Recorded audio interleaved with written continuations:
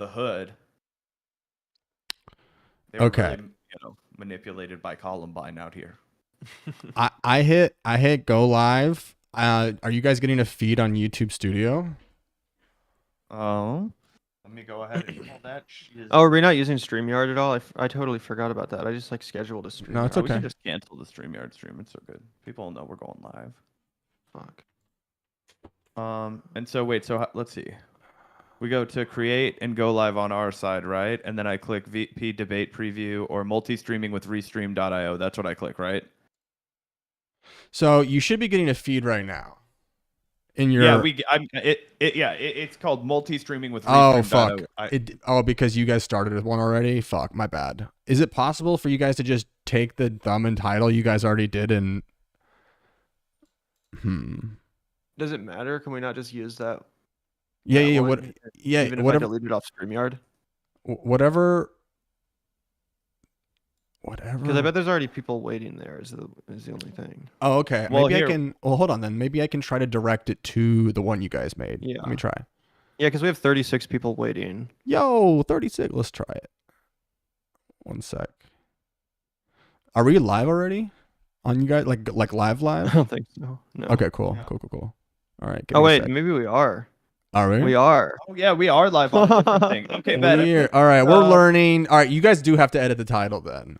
All right, that's fine. Here, I'm gonna delete the other one. So all right, while you guys do that, we're doing warm up music. Oh, all right, everybody. Let's go back to the elevator. Sorry, everybody, we fucked up. Here's some music of the, They call me Mao the way I lazy dong.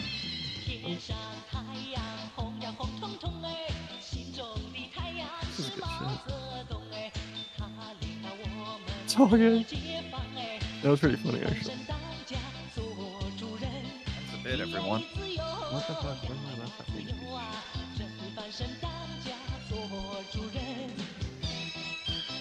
A comedy of errors. The circle of fear.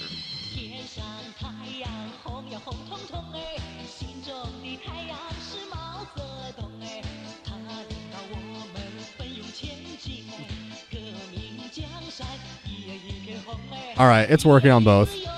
I think. Yeah. There should be only one live stream now. Okay, sick.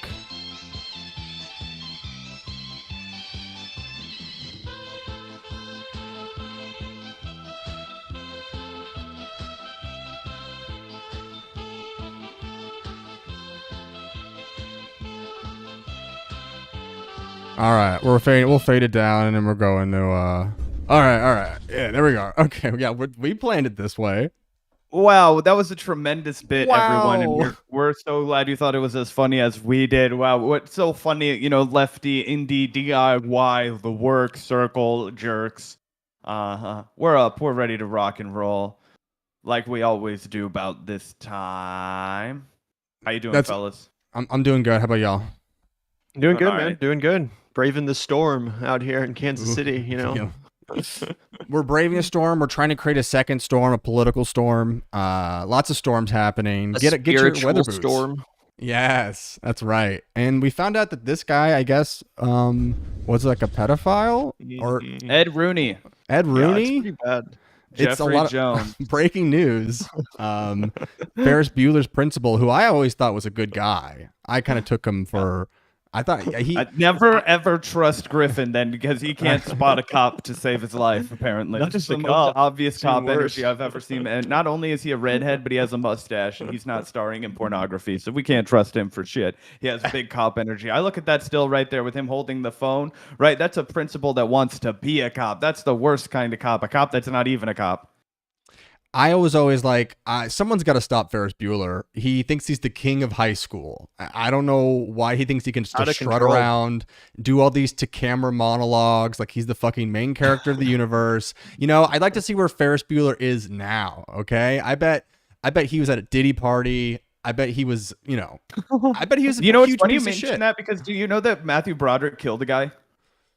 Wait, what? Really? Ferris Bueller killed a guy. What level of kill? Like Joe Scarborough kill a woman, or like what kind of kill? He got really wasted in the late '80s. Got behind the wheel of a car, crashed somebody, didn't serve any jail time at all. But yeah, it was vehicular manslaughter, and the only reason he did not do like 5 to 7 was because he was really famous at that time, and he had a bunch of lawyers. It was like a huge scandal at the time, but everybody's forgotten about it. Now he's married to Sarah Jessica Parker. It's great. Ain't that America? That's beautiful. That brings a tear to my eye. Where do you guys want to start today? There's a lot to get through. It's a big, exciting week. I don't know where you guys want to start. I know you guys had a story you wanted to get to. I don't know if you want to hit that first or we'll probably hit that at the end. Let's let everybody perfect. Get into the circle of jerks before we fuck with our rhythm, before we get out of our vibe. But the VP debate is tomorrow. Let's do it. And boy, do we have some thoughts over here at Circle Jerk America. Yeah, I'm super excited for this debate. Do you guys want to talk about that news that Tim Walz is supposedly super nervous? He needs a pep talk. We have to come to Tim Walz's aid. We have to help this man. Oh gosh, Tim Walz is. It's over. That's folks. Stop the count. You heard it here first. It's over. It's straight up over. Yeah. MSNBC, they're lying, but this time they're telling the truth. Tim Walz has won tomorrow's VP debate. Wow. Breaking before it's breaking. This is what Matt Taibbi was warning about. This very obviously real headline that's been leaked from MSNBC showing that they are fake news and trying to brand J.D. Vance as a Russian puppet, just like Donald Trump.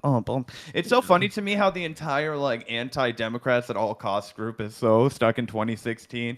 Pretty funny. Also, the dumb thing about that Matt Taibbi theory that the media is all just repeating this line to hurt Trump is in the last debate, the media all repeated the same line, which was that Joe Biden did terribly and that Trump easily won the debate. So it's clearly, they're not only willing to give Democrats credit. But on a more serious note, do you think, Griffin, that the Tim Walz will win? Do you think that's an accurate premonition? Well, people are saying he's nervous, which I think is kind of funny. But we got breaking again. Tim Walz is nervous about facing JD Vance in next week's vice presidential debate. News. I love this guy. I love leading report. I like these guys because they're just breaking. Trump's going to win all 50 states. That's breaking news, actually. CNN. They'll do stuff is that like actually that. According to a CNN article? It's I actually there was a Twitter source that came out this morning. Also, who wouldn't be nervous about a nationally televised debate when the stakes are this high? That's not even really breaking news. You'd have to be a fucking just completely non-human sociopath to just have no level of nerves going into even a YouTube debate, let alone a freaking debate like that. So his palms are sweaty, knees weak, arms are heavy. There's vomit on his sweater already. His mom's spaghetti. He's nervous, but on the surface, he looks calm and ready. To be honest, though, I do think this is all front. I think that he's basically trying to lower everyone's expectations. I actually do think he knows he's probably going to win this debate. I think he's probably fairly confident, although a little bit nervous, as anyone would be, as I mentioned. But I think he knows he's going to do well. I think he's not intimidated in the slightest by J.D. Vance. I think he's had a pretty, lifelong career. He's dealt with a lot of bullies, as he said. He's really not intimidated by J.D. Vance. Let's be honest, this is not an intimidating man. So I think he knows he's going to do pretty well, and he's putting this out solely to lower the expectations a little bit, so that when he does do insanely good, everyone gives him even more credit than they would have. What do you guys think? I think he's in his mind, bro. I think he knows exactly what he's doing. This is psychological war from Coach Walz. This man was a defensive coordinator in one of the premier high school football teams in Minnesota, state champion defense, I might add. This guy knows about intimidation. This guy knows about working the mind of the man across the aisle from you. He's in his mind. He's saying, yeah, I'm scared. I'm shaking in my shoes. I can't wait for this to be over. Meanwhile, he's in the bag. He's working the heavy bag. He's been jumping rope. He's been staying hungry. Okay, I love to make a Rocky analogy on this. Which Rocky? Rocky 3 is my go-to. Rocky 3 is my go-to, just because I like to compare myself to Thunder Lips, But in this particular analogy, we got to bring up Mr. T. We got to talk about Clubber Lang.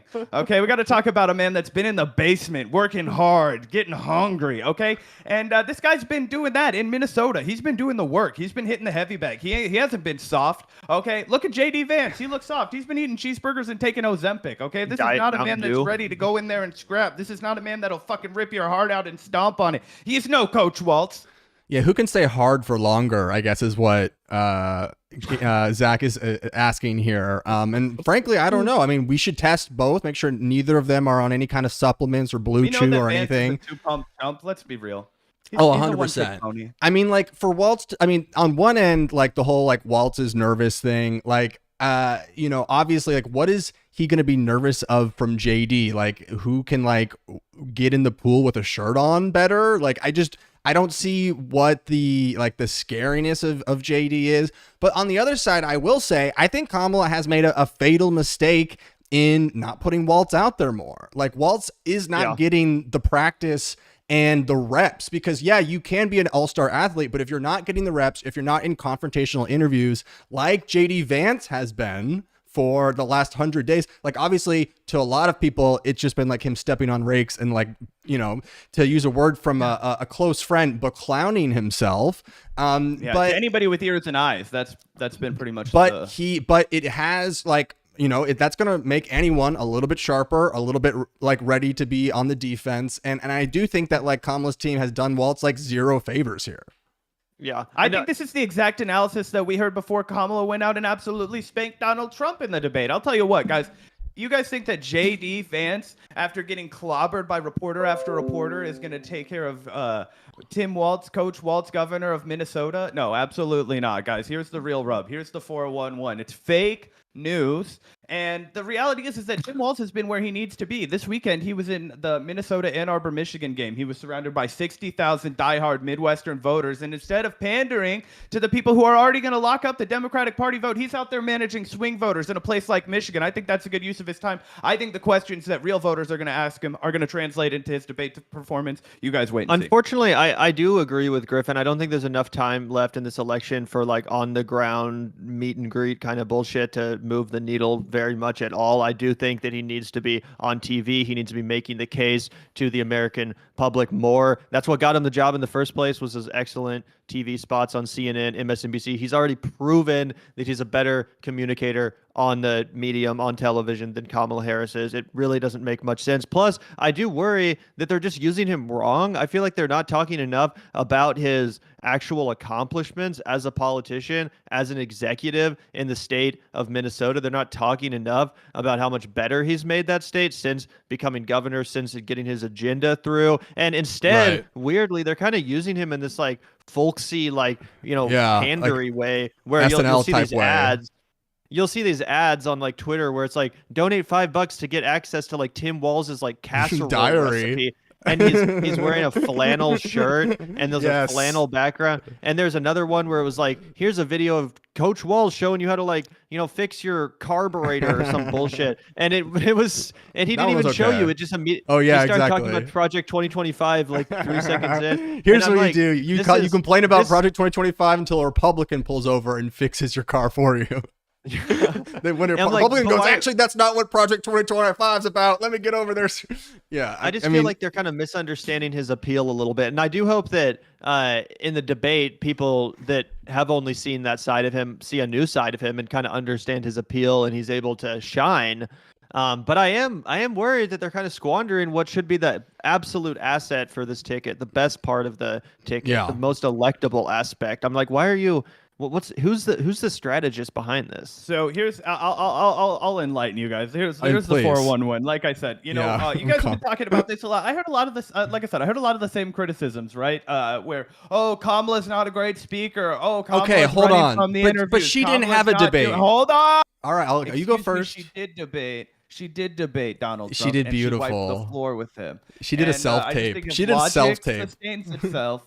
It was a self-tape with 3 other people in the room. Guess what the big moment for Tim Walz is going to be, it's going to be the debate that everybody's watching 1 month before the election. Outside of that, yes, I do think it's important that he shows his face in places like Michigan and Pennsylvania and Wisconsin. It's definitely important. Exactly what he's been doing. And then he has a moment where he lampoons the other vice president live on fucking television. He absolutely wipes the floor with him. Okay.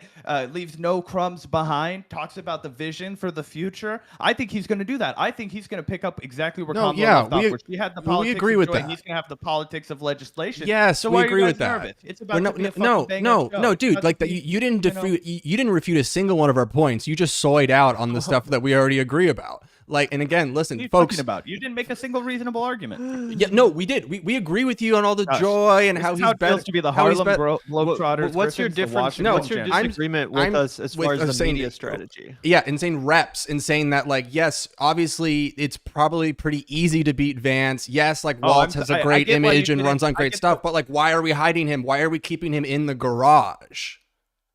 He's not in the garage, guys. He was just out at the Ann Arbor, Michigan. He was just Minneapolis football game. I know that. I know he loves to eat pot stickers and fucking dumplings at fairs and go, "Oh yeah, this is pork chop on a stick." That's not going to help in a confrontational interview. Run away from some yeah, exactly. And they'll be like, "Hey, what about the hostages?" And they'll be like, "I got to shove more pork down my gullet." Like, you know, like the thing is like.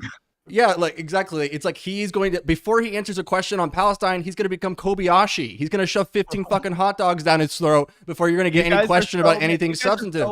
I'm not saying that I like Vance or. I refute your point, but what I'm telling you is you would have said the exact same thing going into the Kamala debate. You said she wasn't getting enough reps in. You said she wasn't getting enough. And she wasn't. She had to bring Tim Walz with, and then she wiped the floor with him. So what does it matter? That's actually telling you. At least there's a strategy behind not putting Kamala in front of the cameras because she kind of sucks in interviews. With Tim Walz, we're saying it's stupid not to because he does so well in interviews. It's like he's the biggest asset to the ticket. Why not put him out there more to make up for Kamala's deficiency in that regard? Let her do more rally stuff on the ground. Yes. You know, big teleprompter speeches. Let him do impromptu, off-the-cuff questions because as we saw, he's actually really good at framing this stuff.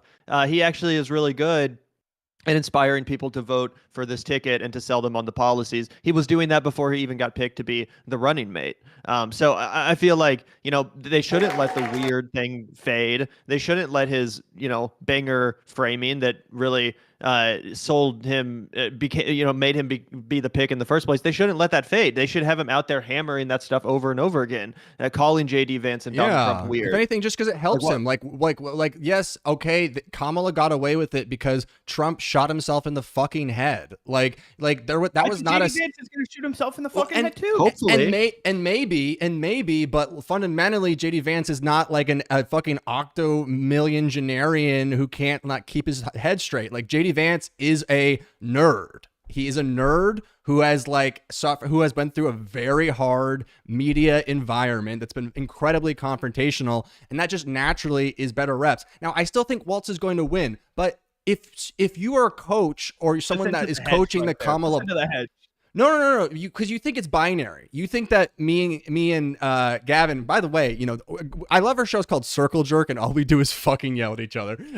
So the thing is like we all think he's going to win, but we just think they're not doing. You could seal the deal even more by like giving him those opportunities. It's a violent circle jerk. I mean, I guess that's true, right? All I'm saying is that I think their strategy's working, and I think that when you have Tim Walz out doing things like this, it is going to make a meaningful impact on the margin. Whereas most people who tune into MSNBC, CNN, Fox News, they aren't actual swing voters. I think getting fucking, you know, hand-to-hand, you know, connections with people is something that will move the needle. And if you guys want to know why they're not putting him out 24/7, it's because they don't want him to constantly upstage Kamala Harris. They want Kamala Harris. People, whether that's a good answer.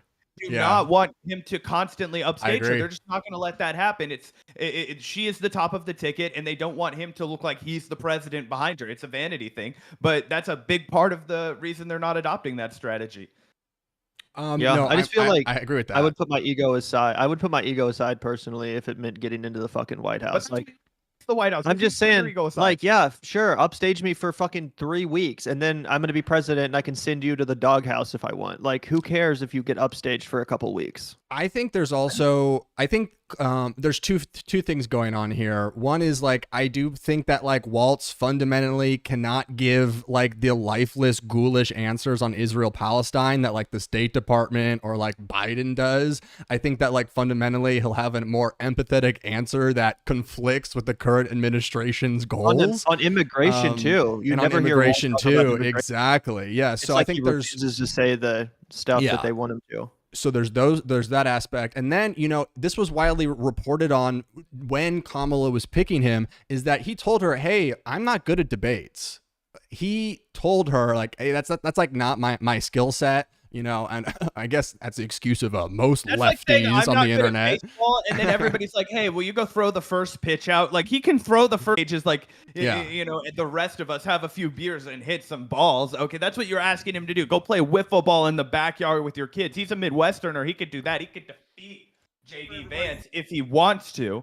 Coach Waltz versus JD Vance. I mean, come on, guys. Yeah, that's why I don't buy the whole nervous thing. It's like this dude is the governor of Minnesota. So, I mean, he got that position somehow. He had to out debate a few people. He was a congressman before that, had to out debate a few people. So clearly he's not bad at it. Also, I mean, he's clearly good at media appearances. He's good at off the cuff interviews. Is it really that much of a different skill set to debate someone versus answer tough questions on TV? Like, it's basically the same skill set, if you ask me. So I think he's lying. I think he's only putting that whole nervous thing out there to lower everyone's expectations.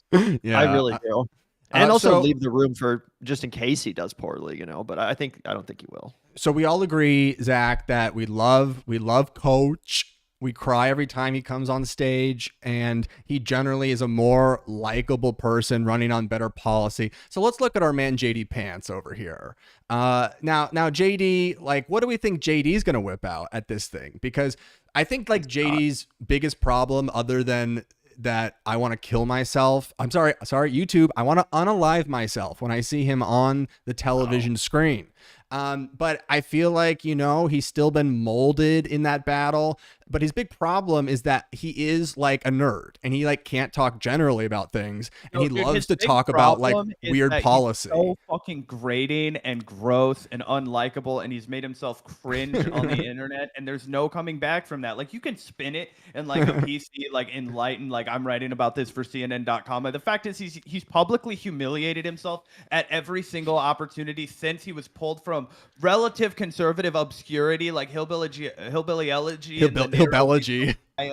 Right? It had kind of waned. He was not very popular in the mainstream political discourse at that time, and then he continued to belly flop and belly flop and belly flop and belly flop. Now juxtapose that with Tim Walz, who had a similar circumstance, plucked from obscurity after being relatively accomplished as a governor of Minnesota, and what has he done? He has played the game, hop from one lily pad to the next lily pad to the next lily pad, hasn't had a scandal, hasn't had a controversy, and has been able to raise the approval rating and the popularity of the Democratic Party ticket by a fuckload since he was added in August 6th. So I just think if you compare and contrast that, there's absolutely no reason to be worried, and there's no reason to think JD Vance will catch lightning in the bottle and have the best night of his life after he's done nothing but step on brakes.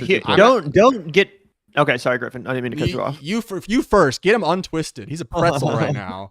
All I was gonna say is, bro, like, I hear you. I agree to some extent, but you're playing a dangerous game. Everyone did the same thing with Sarah Palin back in 2008. Everyone said it was going to be the most historically disgraceful VP debate performance in modern American history. And then she just did fine, and everyone was like, "Oh wow, she's actually like capable of debating. Maybe she's not so bad." And then everyone gave her too much credit, more than she deserved, because the bar was set so low. So while I agree JD Vance sucks, I do think he's intelligent enough to go into this debate with an actual strategy, unlike Trump did in the last one. I don't think he has as big of an ego as Trump does, and he knows that he's actually going to take it seriously. So I'm just saying, expect him to do better than you think. But isn't that also a point for Walz, who was like, oh, if you want to set the bar low, let me get out here and leak to the public that I'm fucking nervous because I'm a horrible debater. And that way, even if JD Vance does perform mildly well, they'll be like, oh yeah, but this is like the weakest thing in Tim Walz's arsenal. He's going to go home and cook some chili and be a likable guy, something that JD Vance can never do.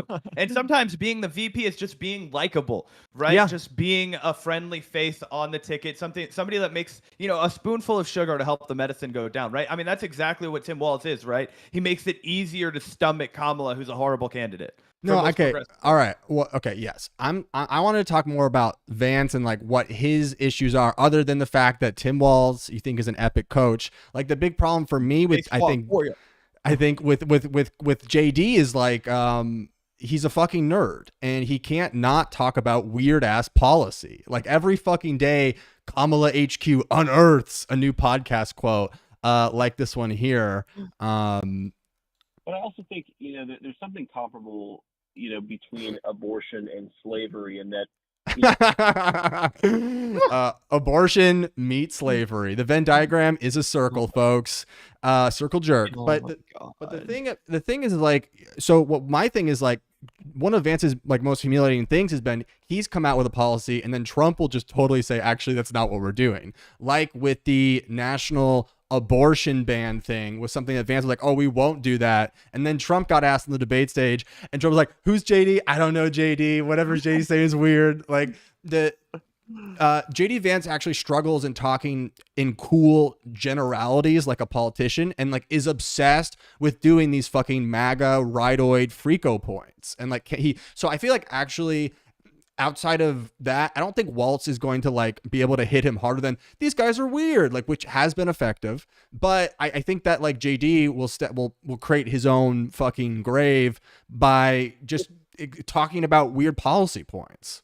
It's weird, I think, because in the same way that I think in some way they're kind of misusing Tim Walz. Not that there's really any good way to use JD Vance. I think he was an atrocious pick, but it is bizarre that like they seemingly picked him because of his like right-wing populism, some of the stuff he's done in the Senate. Like he has worked with Sherrod Brown, he's worked with Elizabeth Warren. He has tried to get some quote unquote populist shit done. They don't really seem to care about that. They don't really seem to be focusing on it at all. It really does seem to be more of a culture war pick. Do you think that's an incorrect strategy? Do you think it would be better if they leaned into his quote unquote populism instead of constantly just talking about like weird gender shit and culture war stuff? What do you think, Zach? I mean, I think it's tough, right? Because there's so much dirt on the guy that he was just a humiliating like the oppo was clear. Like I read the entire JD Vance dossier, right? I found the weird, obscure 1970s ethics act that he violated that the Trump found dirt on, but never did anything about it. And nobody else will do anything about it. I read all of the times that he disagreed with Donald Trump. That was all in there, right? And that was already going to put a thorn in a diehard MAGA sign, or the diehard. Pretty much every Republican said anti-Trump shit in like 2016. It's even like Marco Rubio. You know what I'm saying? Right, but the MAGA movement. No one cares. I guess they'll kind of wash away. Yeah, maybe fair enough. But I don't know. I just think that this guy, he was always going to be dead weight. I think that there were other outcomes where if Joe Biden had stayed the nominee, Donald Trump could have carried that dead weight to success in November. Yeah. But honestly, if you're asking me how you successfully spin JD Vance, you keep him off the fucking airwaves. You keep him off of people's radar. Yeah. You put him in the closet and you only let him interact, between the lines with people who already massively agree with you, and you do just treat him as like red meat for the base for this weird evangelical, like true con, new like Catholic revival. I don't know what the fuck it is, but it's a big thing on the right wing right now. Fine, he's your new Josh Hawley. You want to use him as that. Josh Hawley became immediately unpopular on a national level. Yeah, JD Vance the right wing. I don't think that it's a sound strategy, but yeah. go on. I was just gonna say that you're right that Josh Hawley and JD Vance are both like the closest thing the right wing has to like populists or whatever, and they're two of the most unlikable. Just right. Fucking like they make your skin crawl. They're not good at really being politicians, like you said, Griffin. I don't think that JD Vance is good at appealing to like normal folks. Maybe incels or like this weird group of white men who are super bitter about like identity politics and wokeness. I guess maybe he's a hit with those people, although even the Groypers hate him. So I don't really know who his demographic is. Maybe like single men in their 30s who aren't quite extreme enough to be Groypers, but like they kind of relate to his. I don't fucking know. Block addition. It's dead weight. It's guys who like sole form of sustenance is the frozen Hungry Man meals in the grocery store.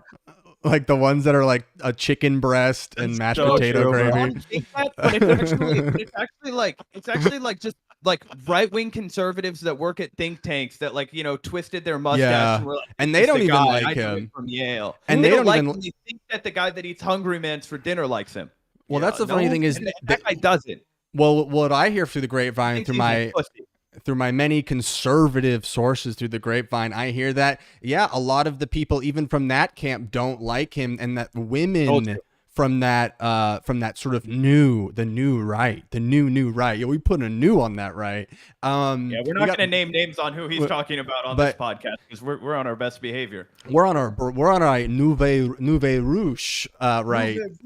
But the thing about them, they he doesn't have any like women around him. There's no women on his team, and like not even like the MAGA women really care about him. But what I will say, I think that you're overlooking, Zach, is like, yeah, Zach, I think your strategy in like a normal election would work. But unfortunately, the guy that Vance is running with doesn't want to do anything, doesn't want to do almost anything except like golf and like getting shot at. Like that's the only things that Trump wants to do. So JD Vance has actually had to like run the campaign and be the front facing of the campaign. Done a good job. I'm not saying he's done a good job. I'm just saying that this is the position that he's in. Like if JD Vance wasn't out there, there would be just nothing. There would be zero. Yeah. And maybe that would be better for Trump. I don't know. I think it would be better for Trump because here, let me bring up a point that I've been meaning to get to about this. Let me bring up a point. He's not gonna want to talk so much about Palestine, right? Neither of them are. What he's gonna want to talk about is immigration, and I think that my forecast is that Tim Walz eats JD's lunch when it comes to immigration, and here's exactly how he's gonna do it.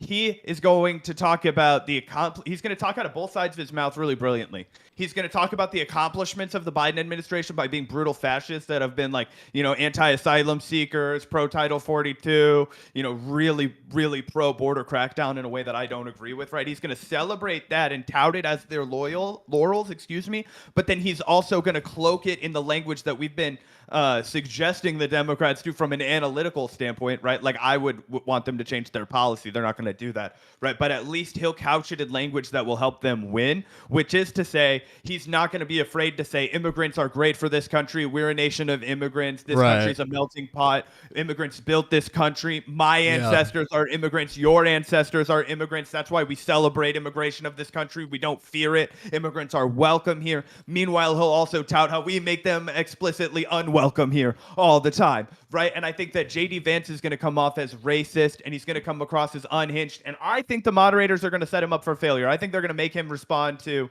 some of the really ridiculous, unhinged. I do think you're right. Springfield, Ohio. They're gonna force him to. The moderators are 100% going to say, JD Vance, do you admit here and now on live television that you lied? Right. You lied about these cats and dogs being eaten by Haitians, and then that's gonna make JD Vance nervous. He's not good on the spot. He's not good at being tough. Remember when Kamala and Walz, they were talking a lot about Trump at the cemetery, right? The military cemetery where Trump disgraced the veterans or whatever. Where they pushed over an autistic person or something like.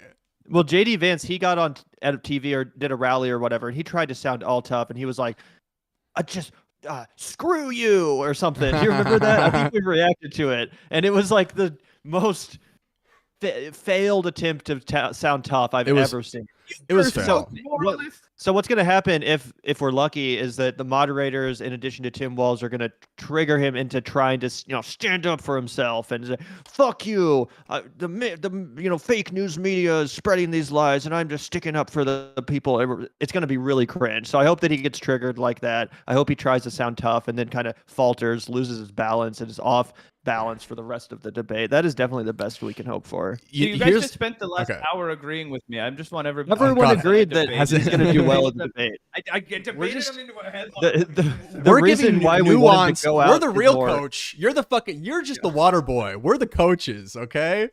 I'm the Nick Sirianni. The reason why we all agreed that he's going to do well at the debate is also the reason why we're saying he should be out on TV more, because he's so predictably good in these sort of situations. And I'm saying it's better to catch lightning in a bottle one time. Zach, can you turn your bottle? Zach, turn your mic up just a skosh. I mean, you know how when Trump was debating Hillary Clinton, he brought in all of the Bill Clinton's like women or whatever. They should do that for this debate. JD should have all the cats of Springfield sitting there and being like, look, are you, Waltz, are you going to apologize to these cats? Are you going to apologize to these cats and dogs of Springfield for what you've done to their people? That would be my only advice for JD. Yes, I think JD will lose, but obviously Springfield, Ohio is going to be like half the fucking thing. And then I think that there is a brand new... I think there's a brand, moving on. I think this is the perfect place to move on, actually, because there is like a brand new disaster that I do think that Biden, Kamala, and the Democrats are kind of like failing to meet the moment on, which is this like hurricane 100%. Shit. And I think that I think the hurricane stuff is going to be a very easy layup for the Republicans. And so I think we should go to that next. Okay, so I agree with that. Is it actually true though? Like, I mean, haven't they both put out statements? They've like sent aid, they've done all the things. Like, what exactly do people want them to do? Like, go down there like one of those reporters and get blown around by the wind or something? Like, yes, I think that's what you do. I think when you're a president, you go on podcasts, you shake hands, you eat corn dogs, and you get blown around by the wind. This is like such an easy layup. Like, if I found out this disaster was happening when I was running for president, I'd be like, fucking airdrop me in. Fucking I'm like the Dwayne the Rock Johnson. Tom Cruise. Like he's coming Adam. off of his motorcycle. Boom. Yes, but don't you exactly. just think that people would call that a photo op though, and just be like, "Oh wow, they're not doing anything except for taking a photo and then leaving immediately"? I think you do more than that too. Yeah, right. What you do is, and spin it. This is so cold and go to Runza, America. What you do is you do what Donald Trump did in East Palestine, right? We know that cheeseburgers of people. Yes, yes. Still talk Thank about you. That made him so popular. That was actually a correct political instinct. That was one of the last truly good political instincts that Donald Trump had. And that's one of the key distinctions between him and J.D. Vance, I might add, right, is that Donald Trump can walk into a McDonald's and actually get people to like him. I think Donald Trump is the most odious fuckhead of all time, but I can look at him interact. But if you saw him coming into a Dunkin', you'd be like, Mr. President! I'd be like, double on that guy's tab. He can afford it. He's a billionaire. I'll pay my tax dollars. No. Yeah, no, I know what you're saying. That is true. That is true. I just don't really know exactly. I mean, what is she supposed to swim through the fucking sewer water or something? Yes, she's supposed to fucking get like Scuba Steve. She's supposed to fucking get down there and dirty. I'm not trying to justify it or anything or like defend them or anything. But I do think it's just like okay, like clearly it's a fuck situation. What so, I mean, what even do you do? Drain all the water with the big. Okay, hold on. No, obviously we're not asking her to fix it on day one or something. But knowing that this is like Hurricane Katrina for white people. Okay, and I don't care. Well, great, but like that's why like I do care. White people are like the main thing that they need to get more. 9/11 moment. So I don't care about. Yeah, I deserved it. Gavin does not care about white people. No, I do agree. They should be doing more. I guess what I would add, if I could, no one would say that about Bush or Katrina or any of that stuff. Like, what's he gonna do? Drain it all? Like, no, they're like, no, we need like a direct, clear federal response, and to have this be like a super big focus. Like, this is easy stuff. This is like very beginner level politics. Yeah. Oh, well, of course. Look, here's what would actually a savvy politician would do, right? Because we all operate fundamentally with the understanding that our government will never really help us except on the margin, right?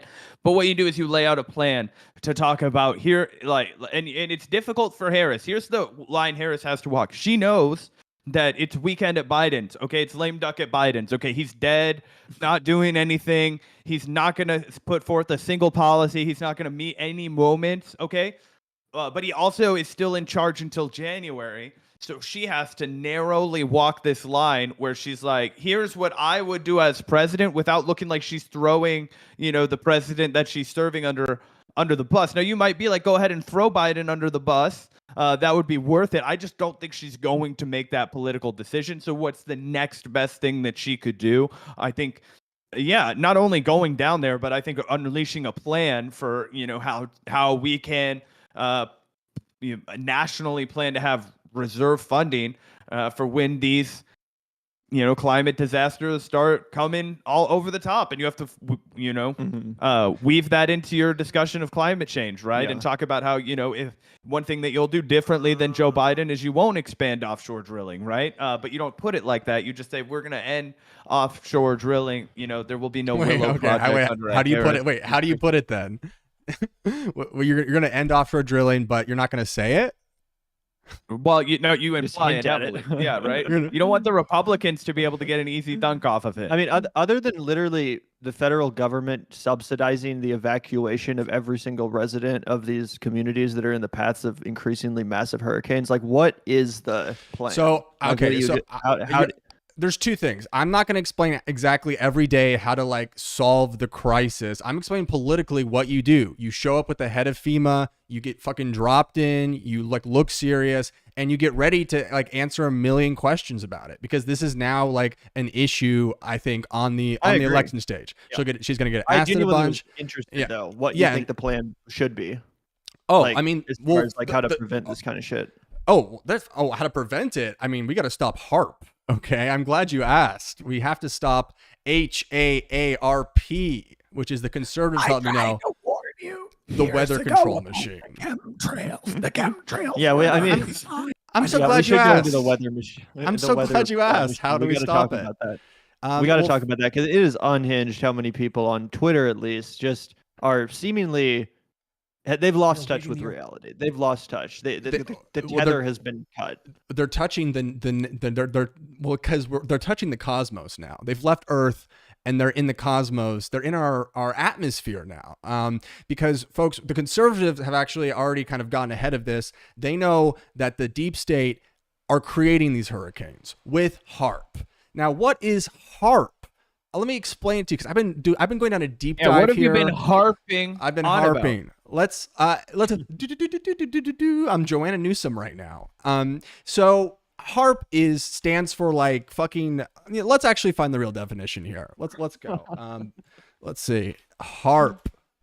High Frequency Active Auroral Research Program. It's a University of Alaska Fairbanks program that studies the ionosphere, the part of Earth's atmosphere closest to space. Now, HARP's research aims to understand how radio waves interact with the ionosphere and how this affects communication, radar, and navigation systems, aka this is the deep state weather machine. And I've got a breakdown video right here as well. Arrival of everybody major wake Category up. 4 Wake up. Hurricane Helene. This thing is an absolute monster. But take a look at this anomaly that's shooting down almost to where we're going to see landfall. It's very interesting. I'm curious to see if this thing actually They're coming for lands Trump's right on top stronghold, of everybody. Look at it. It's heading right for Mar-a-Lago. What do people think that is? A fucking alien? Well, look, it's a giant arrow. No. Okay, so here's what happens. Now, I'm speaking now for the rest of the segment as the conservative expert. Okay, I'm putting on my conservative crackpot hat here. So the theory with HARP. Believe what he says. The conservatives have misunderstood this for a long time. Go on, Griffin.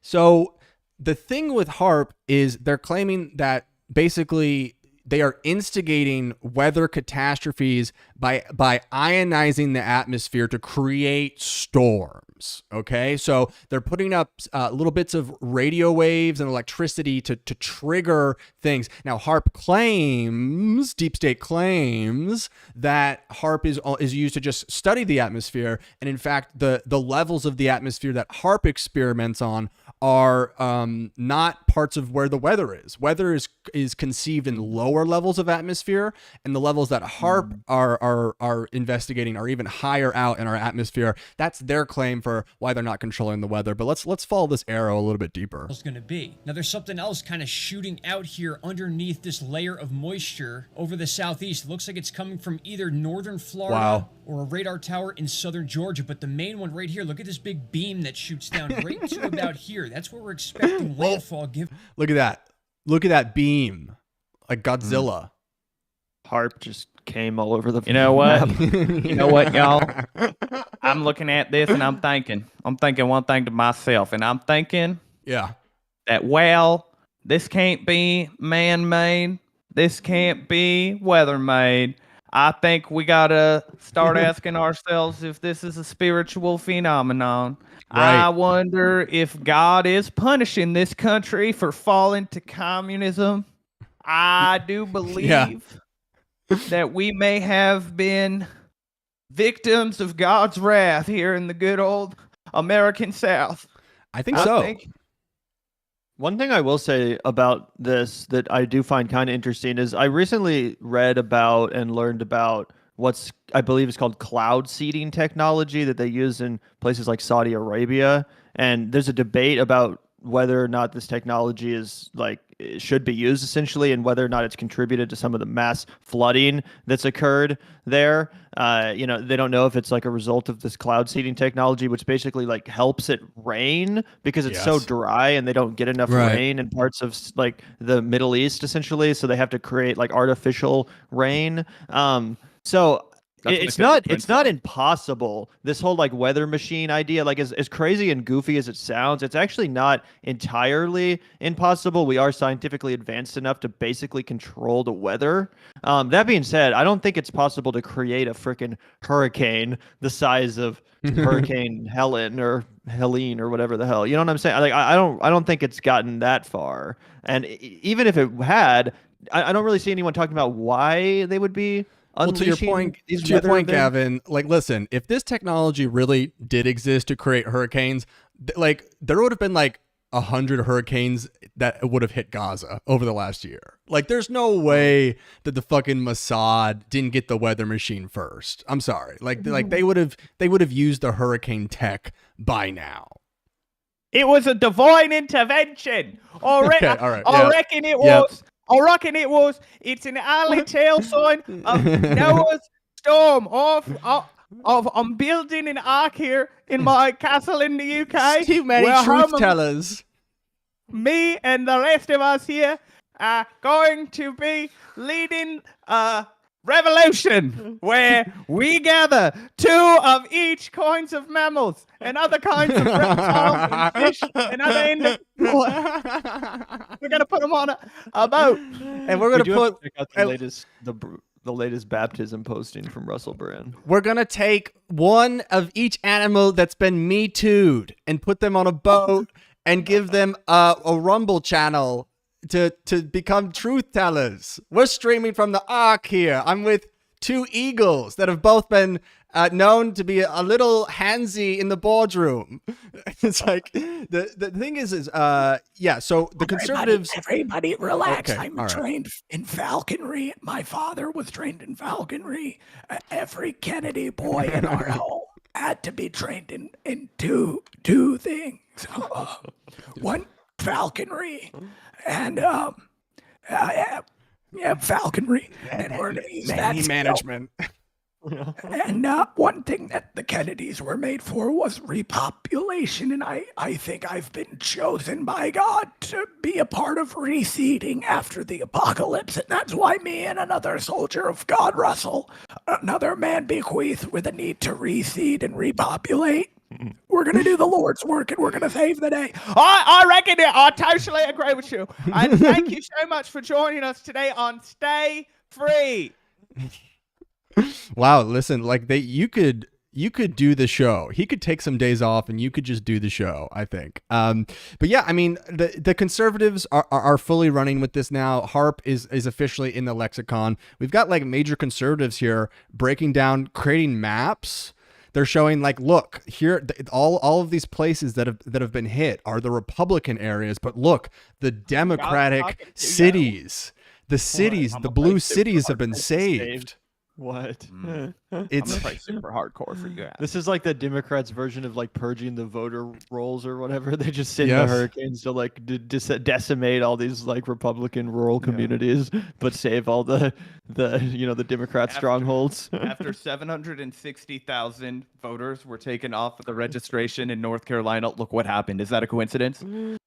And Bill Gates has wanted to do something with this too, right? Like atmosphere stuff. I've heard him talk about that before. Regardless, it's just like, if this technology did exist, it would be used for evil right now. Like it wouldn't be used to just like destroy the East Coast. That just for me, I don't see it. I mean, billions probably of federal aid is going to have to go to rebuilding these communities that have been afflicted by this hurricane. Who is benefiting from just creating a hurricane to wipe out a bunch of shit and then have to rebuild? Like, I mean, I get disaster capitalism and all that stuff, but like from the perspective of like the fucking deep state and shit, like, okay, now we have to go in and it just makes everyone's life harder. They're trying to turn it into New York City. If I was the government, I wouldn't want to be dealing with shit like this. I would rather things be going smoothly than like, oh fuck, now Asheville needs billions of dollars in federal aid and everyone's going to be bitching about how we didn't do enough to help them. Like, you know what I'm saying? What's the point? I just don't really get where this conspiracy leads. Do you know like what the point of it is? Like, why are they controlling the weather? Oh, they're trying to steal the election again by destroying conservatives' ability to not mail in vote, I guess. I don't know. Like, yeah, like this is an attack on conservatives from the weather, apparently. I think that's it. I really think that's just it. I don't think there's any more there. I mean, like, if they wanted this to be a cool way for us to go to war again, like, they needed the hurricane to be Muslim.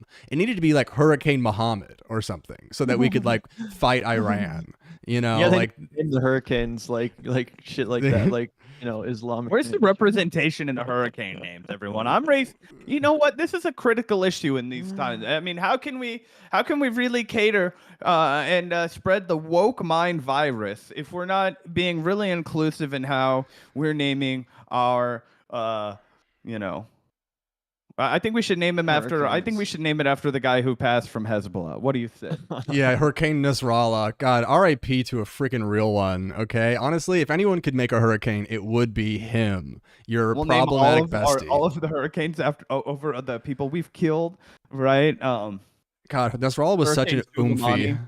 But don't worry, guys. American rescue is happening. They're here and they have found an American flag and they are folding it up for retrieval. Don't worry, no, not retrieving any grandmas or any you know, disabled people stuck in the storm. They have found a dirty American flag at the fucking gas station and they're retrieving it. Mission fucking accomplished.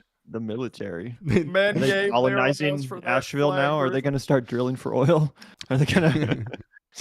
Doesn't that look like it looks like Iraq or some shit? Yeah, they're gonna start going back to the poppy fields, you know. Yeah, they're like, yes. I think we can grow some opium here. Power Climate change vacuum keeps taking over.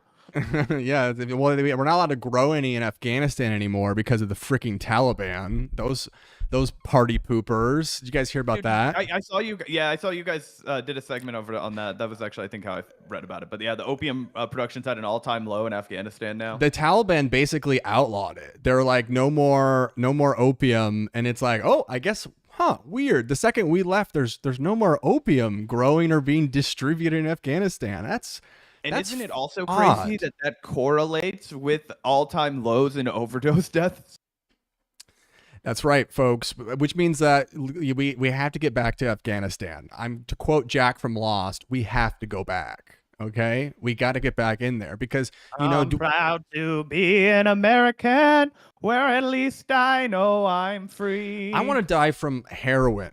I don't want to die from fentanyl that's in my Adderall that I bought at the corner store, okay? I want to die from heroin grown in my own country. Yeah, exactly. I'm tired of exporting all the fentanyl. I mean, like we need to bring fentanyl back home, okay? We need people back to work lacing my Molly. The American manufacturing industry. You know what I mean? Like whatever happened to a good old-fashioned company like Philip Morris, huh? That used to be a proud American institution. Whatever happened to them, huh? Yeah, ever since they stopped, you know, Electric Daisy Carnival has really gone downhill ever since the fentanyl crisis, and not enough people are talking about that. We are about to reach an hour. We're about to do the second hour over on the Circle Jerk channel. Well, don't worry, we'll raid into there, and that's where we'll be taking Discord questions, call-ins, and doing a few more segments. But we did get some super chats from the stream that we want to hit those first. So we've got a few, and I'll go back because I know there was 2 or 3. Milkman says, guys, I want to know your thoughts on how the left should be helping rein in young men or me in the general. How would you describe the problem? Solution? So rein in you. We got to rein you in. Okay, you're a wild man. Yeah. Hallelujah, raining man. Listen, I'll let Zach go first. Listen, buddy. Do you like to Pina coladas? and getting caught in the rain? Do you like pina coladas? Huh? Is that what I you do. like? No. I love them. Why should you vote for Kamala Harris? Because you're a good person, dude. Because you're deep down. Because you're not a selfish piece of shit. You might dream of winning the lottery one day and fucking a bunch of hookers and Okay. throwing it all on red in Vegas, killing some All bottles right. of tequila, getting real lucky. But that's not gonna happen. Okay, you're gonna live a regular life. You're gonna be a regular guy. And don't you want your neighbors to be happy? Don't you want people to be safe and sound? That's what you're betting for. That's what you're rooting for. All right. Or do you want deeper division? Do you want an ugliness around us? That's your options. That's the choice you get in America. Do you want the pretties or the uglies? A deep moral rot factoring in our society. You know what? Sure. It's a real hoot and a half. Yeah, I don't know if there's anything that they can do more at this point, because I feel like the reason a lot of like young men are like going apolitical or right wing is just because of like just more general isolation, I guess, more general alienation, and just generally like, I don't know, like male roles kind of changing. Man. Yeah, societal degradation. Yeah, a little bit of that, a little sprinkle on top. So I'm not really sure. Yeah, dude, it's just all, you know what, dude? I think it's all the women's fault. I mean, you know what? That also, but they could try that for a little bit. They could blame women. But no, I mean, like, don't listen to Zach. Zach pays like $300 a month to live in like a 2-story house in Kansas. That's not the experience of most people. Most people are struggling to live in like a studio apartment. Dating apps suck. There's a lot of reasons that people feel alienated as like, young up and coming men. But I'm not really sure if like a presidential election can like do a lot to like fix that or like speak to that. About, like Griffin's projecting a past on me that is not. Are you talking about like? Are you talking about like what pitch Kamala should make to young men? Yeah, to like get more young men. I tell this young man that can't make up his mind in the general election. What's Tim Walz and Kamala gonna do for him, Gavin? In more general sense, how can they speak to young men? Their message is not for you if you haven't picked it up. I mean, I'm trying to think, because it is humiliating that. I mean, I think that there's a lane for Tim Walz specifically, and again, this goes back to why I think it's ridiculous that they aren't sending him out into more podcast kind of spaces. Like, I actually do think Tim Walz is someone that could go on like a Joe Rogan or a Theo Vaughn sort of show and have a very honest conversation about the issues that are facing young men without making it sound like he's judging these young men for having these issues, like just having a conversation about what's going on. Like you talked about the dating app thing. Obviously, Tim Walz has a son, so he could talk about Gus's experience. I think there's a real lane there. And obviously, the dude was a football coach. He spent a lot of time with high school age or middle school, I forget which. He spent time with the younger generations. He's not totally out of touch with the youth like a lot of people of his age are, because of the fact that he was a teacher and a coach and part of the education system for as long as he was. So yeah, I don't think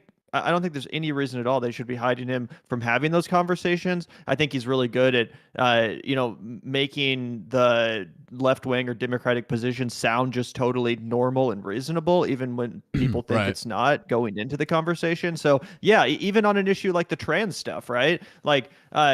A picture him in an interview with like Theo Vaughn or Joe Rogan or something, and they bring up the whole like tampon Tim thing. I feel like a lot of politicians, they wouldn't know how to properly respond to that. They would try to pander. They try to, speak outside of both sides of their mouth or something, get defensive. I feel like he would just be honest and able to have that conversation in a way that didn't turn off, alpha males, but also didn't turn off just normal empathetic liberals and just, anyone.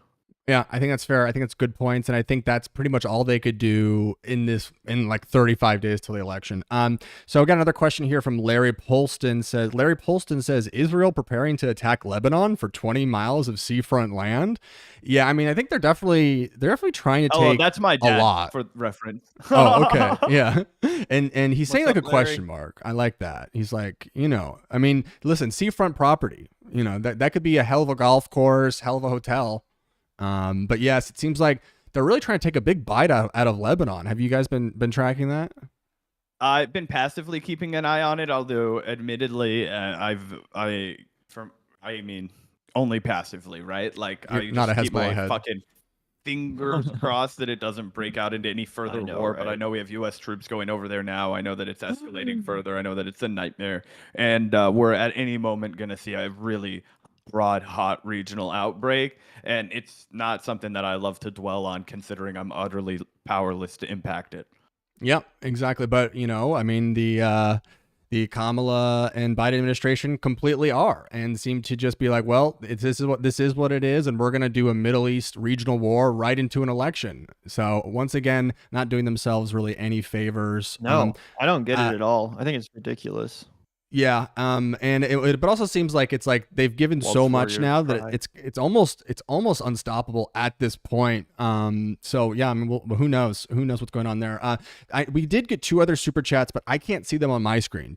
Can one of you guys? We got like 4 or 5, so I'll just read them and we can react to them. Yeah. International Party of Antarctica, thank you for the $2. He says, put those sunglasses on or start eating that trash can. Is that a quote from something? He put it in quotes, so maybe that's like a movie quote I'm missing or something. Yeah, shout out to you. That's a deep cut. We hadn't heard that one. I need to put mine back on. I forgot. That's Rocky 5, actually. That's from Rocky. There we go. Yeah. Oh, is it? No, I don't know. Okay, I've never seen any of the Rocky movies, so Rocky 5's the one mid. with Tommy Gunn in it. Yeah, that guy died of AIDS, I think. who? The guy, the new up and coming fighter. His name is Tommy really? Gunn. Yeah. Gotcha. Yeah, he was like shooting heroin or something, and I think he had a bad rough time in the late 80s, early 90s. Anyway, moving on. More history for you guys who subscribe. Yeah, shout out to asymptotic behavior for the $9.99. Kamala is using the same strategy as Biden. Hide the VP and do piss poor interviews. The whole strategy backfired when Biden started talking more and ended with the infamous debate. What do you think about that? So let's see. I mean, it's a pretty similar idea. I think that Kamala performed way better at the debate than Joe Biden did last time around. But I guess Trump kind of did implode and kind of give away the appearance in 2020 that he was bullying an old man, and Joe Biden kind of coasted on that to success. So yeah, I mean, I can see what they're doing. By and large, I think that they have it in the bag still. And that's what's kind of depressing on it, right? You guys are like, what are they going to change? What are they going to do? I think they have the fucking thing in their crosshairs, and they don't care if they win by 270, to whatever, right? It doesn't matter. It's one of the closest elections in history, so I don't know where the confidence comes from, but Not in Zach's mind. Not too dude. much I'm MSNBC. ready to reap what I don't watch MSNBC, but I read between the lines. You know what I mean? And I know how to judge the vibes of the country. And just I want to remind Griffin that I published my electoral college forecast in 2020. I'm sorry. And I only missed one state, and I'm pretty confident that if I miss one state this time around, I'm still going to be well within the He got Missouri wrong. He was like, Missouri's got close. this. I got Ohio wrong. Yeah, I do think you're correct. Asymptotic behavior. There's no reason to run the Biden strategy when the candidate's not Joe Biden. Like, obviously, there's a good reason to hide Joe Biden to keep him away from the cameras, but he ain't the candidate anymore. And Kamala's not that bad. Like, I mean, I know she kind of sucks at the off the cuff stuff. Sometimes she she'll could get ask a better. straight question. She's young, and instead of but it's like I've seen her do perfectly fine in interviews. I feel like this whole meme of like Kamala not being able to do an interview is a very new concept. But like if you go back to even the primary of 2020, a primary which, by the way, she did fucking miserably in, it wasn't because of her interviews. It was for a bunch of different reasons. For one, no candidate of her ilk could have won that primary. It was always going to come down to Joe Biden to Joe, and Bernie Sanders. So, Kamala, Cory Booker, all of those people, none of them could have ever won. It was hopeless from the beginning. It was all judge. Yeah, exactly. It was all just a branding exercise for all of these people. And again, she didn't lose because of her interviews. She was perfectly fine in interviews. So I don't know where this whole meme came from that like Kamala's going to collapse the minute she has to answer anything impromptu. I guess from that one infamous interview, right? What was the first one she gave as VP and then never gave another one? Yeah, there was also the weird thing with the child actors where they had to hire people That to was make her that was kind of likable. cringe. But Wait, what was the one? Wait, the child actors thing? What was that? The space. Remember Yeah, she was talking about she like hired a NASA or bunch of something? child actors to like appear with her. Really? It was SVP. They Yeah. just did this It was like like 4 years scripted. ago. It was scripted. I mean, I don't know if they were actors, but either way. Yeah. Anyway, also somebody clarified that that quote was from a pervert's guide They to Live. cinema, and I do remember, it was the "They Live" reference. You know, Yeah. we are all eating from this trash can of ideology. Yeah. One of our favorites. Oh, a classic, Rowdy Roddy Piper. Apparently not. Bro. I love the fight scene in the alley. Incredible Well, scene. "They Live" is one of my favorites. I don't watch a pervert's guide to cinema very often, which is where that quote was Oh, gotcha. Yeah, the quote's gotcha, from from. Take off gotcha. the glasses Zizek or and stop whatever. eating from the trash can. You know, we are all eating from this trash can called ideology. right, what Okay. percent- That in college? What percentage of this is quintessential? Thank you so much, quintessential. What percentage of Americans do you think have enough money and time to learn about war and peace? So don't have the excuse of tough life, too much on the plate. What percentage? I think all Americans have enough time and money to pay attention to war and peace. I think what he's referencing is like, you know, if you're just working if 3 jobs, taking care of 2 kids, trying to put food on the table, yeah, you're probably not like as concerned about whatever is afflicting the people of the developing world. You know, you're probably like just more locked in, dialed into your own personal life. But I still think a lot of poor people actually probably care more about U.S. imperialism than rich people because they understand what it feels like to be oppressed by the American state. So they actually have more solidarity for victims abroad than the people that are just living high and enjoying life and, you know, going to brunch every day. What do you think? Yeah, I think that As someone really who works what it comes brunch. down to is the fact. Yeah, well, the reality is that people know what's going on, and I think that's something we have to address better as media. Some people do. A lot of people don't give a fuck. You don't think people know that there's a huge amount of atrocities going on in the Middle East? I think right now? people think that for their entire life, there's just been a huge amount of atrocities going on in the Well, Middle that's what I was East. about to say. Is it's not so much that they don't understand that bad things are happening; it's that they themselves feel powerless to stop it. So Yeah. at some point, how informed do you really want to be? I mean, I even articulated that. I'm like, our show for is more sure. about domestic policy. So no, I don't read that like nitty gritty Yeah. of all of the foreign policy stuff going on because I don't feel like I'm even going to be equipped to speak about it on our show in any way that's not like passing support for something that's happening or reacting to somebody else that's talking about it, right? Because I'm not an expert, I'm not a historian, I don't cover the actual documents as they're coming out, right?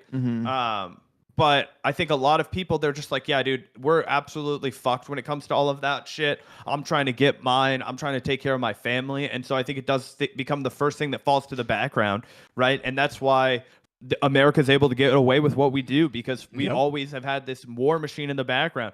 And what they realized was if you don't send guys to be drafted, right? And honestly, if you can avoid having a bunch of body bags coming home, the American people don't give a fuck. And it's because whether they go out and march in the streets. Gavin and I went to a lot of the early Palestine protests in Kansas City, right?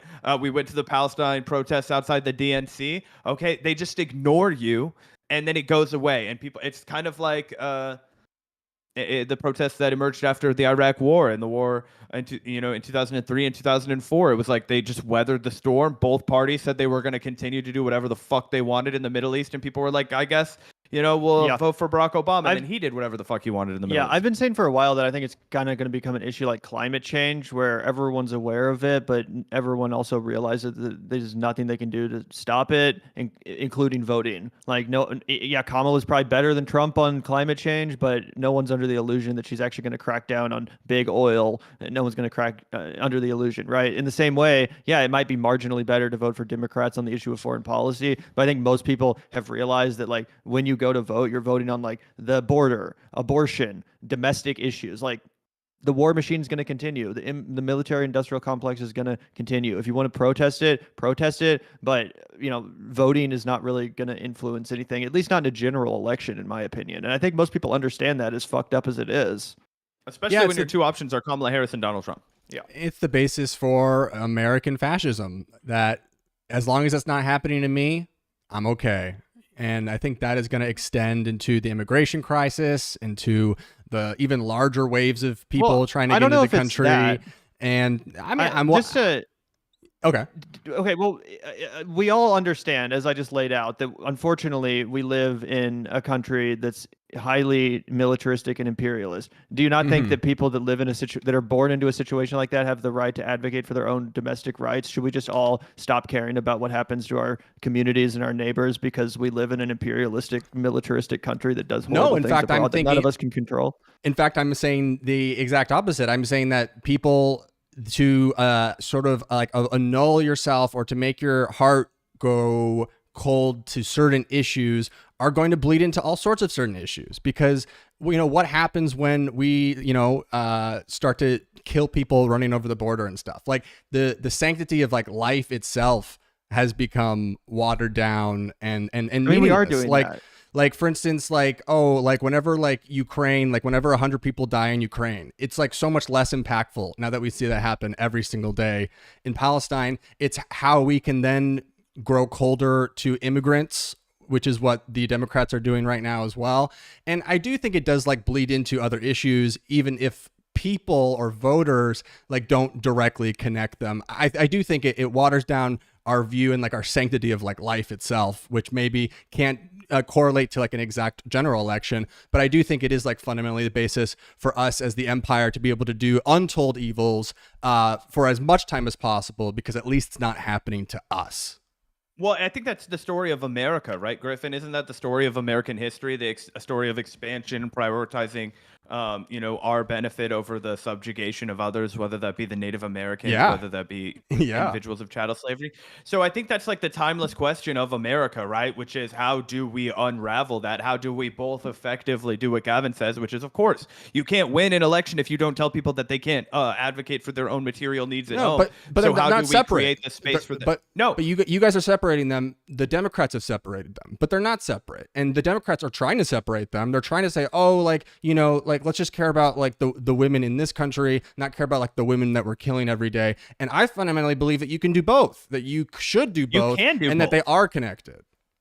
But I just don't think people see the option to make that choice by the 5th of November. Right. And that's exactly what I said. I don't think you can correlate it in exactly to this general election, but I think the idea to wave off all foreign policy and all the evil that America does as something that never comes back and blows back on us, or blows back on just the fundamental way that we see life. That's my argument. I'm not making any I don't think that's I totally agree with you. I think it's 100% going to blow back. I was saying on the show the other day that we're going to be lucky to avoid nuclear war and get 100 9/11s over the course of the next fucking 50 years. We're going to, of course, pay the price for what we're doing. You don't think there's going to be 1 million radicalized young men that want nothing more than to fucking destroy our country and kill everyone in it because of what the damage and horror we've inflicted on their people, on their community, and on themselves? Of course that's going to happen. I'm 100% aware of that. I'm just trying to say that I think we should give more credit to your average American voter who does care about this stuff, but literally also understands that there is nothing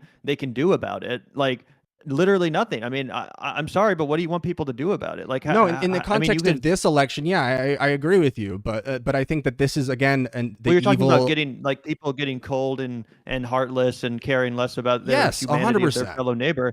Okay, but I agree with that. I think that it's that's been the case for as long as our fucking military industrial complex has been around. The Vietnam War, I mean, the same thing was happening. But I don't think that, I just don't think it's a poor reflection on the moral character of average Americans who are totally powerless to stop it, because they do care about preserving their rights and the rights of their neighbors. They don't want to live under an even more fascist country. Yeah, you're not. That's not what I'm saying at all. You think I'm attacking the voters? I'm attacking the Democrats for creating this fake choice, for creating this idea that we actually can't do anything about these issues and we should just focus on domestic stuff. I think that is a fundamental evil thing that the Democrats have set up, and it will. I'm not disagreeing with that. And it will blow back on us. I think sometimes you guys think I'm blaming individual voters. I thought you were talking about American voters growing cold and heartless.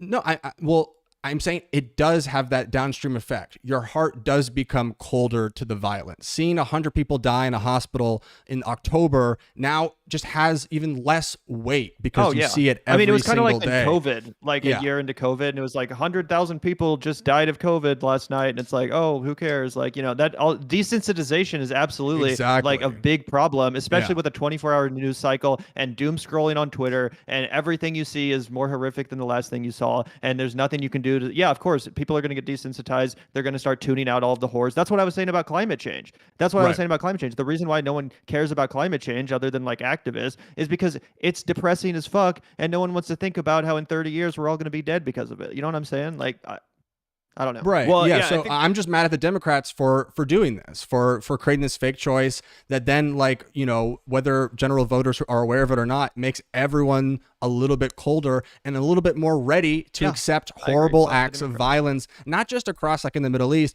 but like on our very own border. Like, if they fucking decide to fucking, blow up like a city in Mexico, like I do think like stuff like that fundamentally like has like become on the table now. Like there's just like any horrible act. Like we used to say, like, you can't attack hospitals. You can't kill doctors. You can't kill journalists. That's all gone now, thanks to the Democrats. Like all of that stuff is on the table again. There was more right-wing, more conservative presidents in the past that fucking put the leash on Israel. And the fact that this is the first administration to go completely we've been leash like drone off, bombing fucking weddings since my entire life. I don't think it's some unprecedented new fucking like. Well, specifically with Israel, this is incredibly unprecedented in terms of what we have allowed them to do and like how we've engineered this moment. It is completely unprecedented. They're going to wipe. They've the Iraq War. How is it? We killed I'm talking about million people. No, again, I'm talking about Israel. The way that I'm just saying, I don't Israel. feel like it's unprecedented. I grew up under the Bush era. My entire life has been the United States of America destroying innocent people's lives in the Middle East. I don't see how, like in your average person's eyes, this is any more evil than that. They're both unquantifiably evil, but again, I just think most people understand that whether it's George Bush and the Republicans or Kamala Harris and the Democrats, like horrible fucking genocidal war crimes are going to happen in the Middle East. I'm not making excuses for that at all, but I don't think the average person sees it as all that much different than just the status quo of what we've been experiencing in our entire lives. Yeah, and I'm not saying like an average person is like is dictating it. That's what I'm an unaverage person saying that.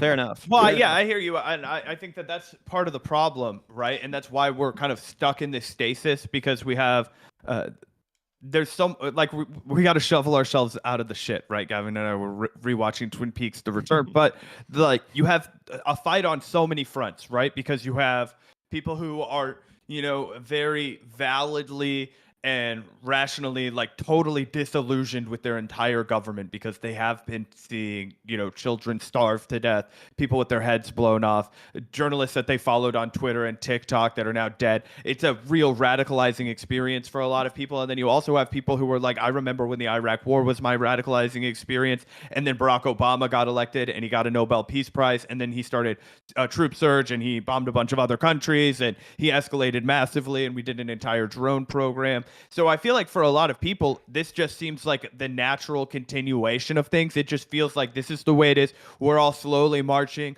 towards our doom. And that just facilitates this big existential feeling of nihilism, right? It just makes people feel like they're powerless to accomplish anything, which again makes people more vulnerable to leech onto anything that they feel like is an improvement, right? And that's what continues to be allows the American political system to be a race to the bottom. But anyway, I think we do have a few more super chats. Well, the last thing, and then I'm sorry to run this long, but this is worse than Iraq. Like the pictures of like Guantanamo Bay like shocked the world.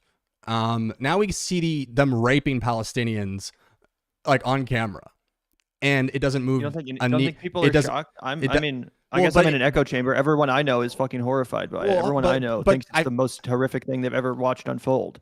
Who are you talking about? Well, like the Democrats, obviously. Yeah, I agree with that. I'm talking about the net effect of what we're becoming annulled to. Like Guantanamo, like did like change things. There was like very select images from Vietnam that shocked people into stopping it. But now those images are daily, and that is different. It is different. It is different to see it happen every single day, because we have and to be like kicked out of social media. You mean? Yeah. Yes. No, but not because but, if but we not, had that technology in Vietnam, then don't you think it would have been the same thing, and everyone would have also gotten desensitized? Like, well, yeah, exactly. So we're not arguing. You're agreeing with me. It is different. Yeah, it is different, and it is even more scaled up in terms of us becoming desensitized to like the cruelty and stuff. So no, I would push back on that. I think that like how many college students were deported from the fucking country for protesting Iraq? Like maybe there was one. I'm not sure. That's happening right now to a student called Momodo Tal. Right, but there were college students that got sent to Iraq and never came home. I would also say like there wasn't like there was like a chilling effect for like a few years like after like 9/11 with this Iraq stuff, but like I fundamentally feel like the amount of people in this country, in the US, in media, writing articles like online that are like fully endorsing this and cheering this on, like I do think there's like something societally even more sick about it than before. That's always happened. There's always been freaks that you could pick through, though, right? There's always been, look, we need to carpet bomb the Middle East, right? We need to fucking turn Afghanistan to rubble. Like, we're gonna fucking Borat. We're gonna kill every last man, woman, and child in the desert of Iraq, and then they all like cheer. applaud. So, like, what I think is the problem, Griffin, is that we could say all this until we're blue in the face. Nobody knows how to change that. And I think that's where people become like they just check out, because it's like, yeah, we're all fucking becoming more, complacent. Our sense of community is eroding. We're escalating our violence and also our ability to see that. So we have to either reflect upon ourselves or disassociate. I mean, I feel like that's kind of the conversation that we've been having for the last 11 months. But nobody has a solution for that, and then you have, the two options. Really, there is a solution for it. Stop it. But I guess we the Democrats refuse to. And so again, you guys think I'm yelling at voters. I'm yelling at the Democrats. Like I'm yelling at the Democrats for removing, like fucking 30 years, maybe even since World War II, in terms of the scale of civilian casualties. I also think that, and I'm interested in your opinion, not to defend or justify anything or anyone, but I do think a lot of Americans, they just don't realize the extent to which we are Israel. Like I think they hear about what's going on, and they think it's just like a Middle East on Middle East violence situation, where it's like, oh yeah, these two countries in the Middle East, they can't get along and they can't stop fighting. They don't realize that like Israel is essentially the 51st state. That's us. We're funding that genocide. We're creating that war. But again, a lot of people, they just don't get it. And they're like, yeah, I'm sure Israel's bad, but so is Saudi Arabia and Iran and all these war-mongering terrorist kind of countries. That's just how people think about it, as racist as it sounds. And I do worry that kind of lets America off the hook. I don't think if I talk to even some of my best friends, closest people in my life, that they fully understand to the extent that we're facilitating this, that it's our taxpayer dollars that are funding those bombs. 100%. So did that answer your question, Super Chat? Well, you really got your fucking money's worth. That was a cheap one too. That was like a $2 one. Yeah, come on. We better upcharge on that one on the back end. Circle Jerks America is a capitalist enterprise, okay? Griffin, this guy's coming at us live from one of the most expensive per capita real estate markets on planet Earth. He wants to lecture about our lifestyle in flyover country.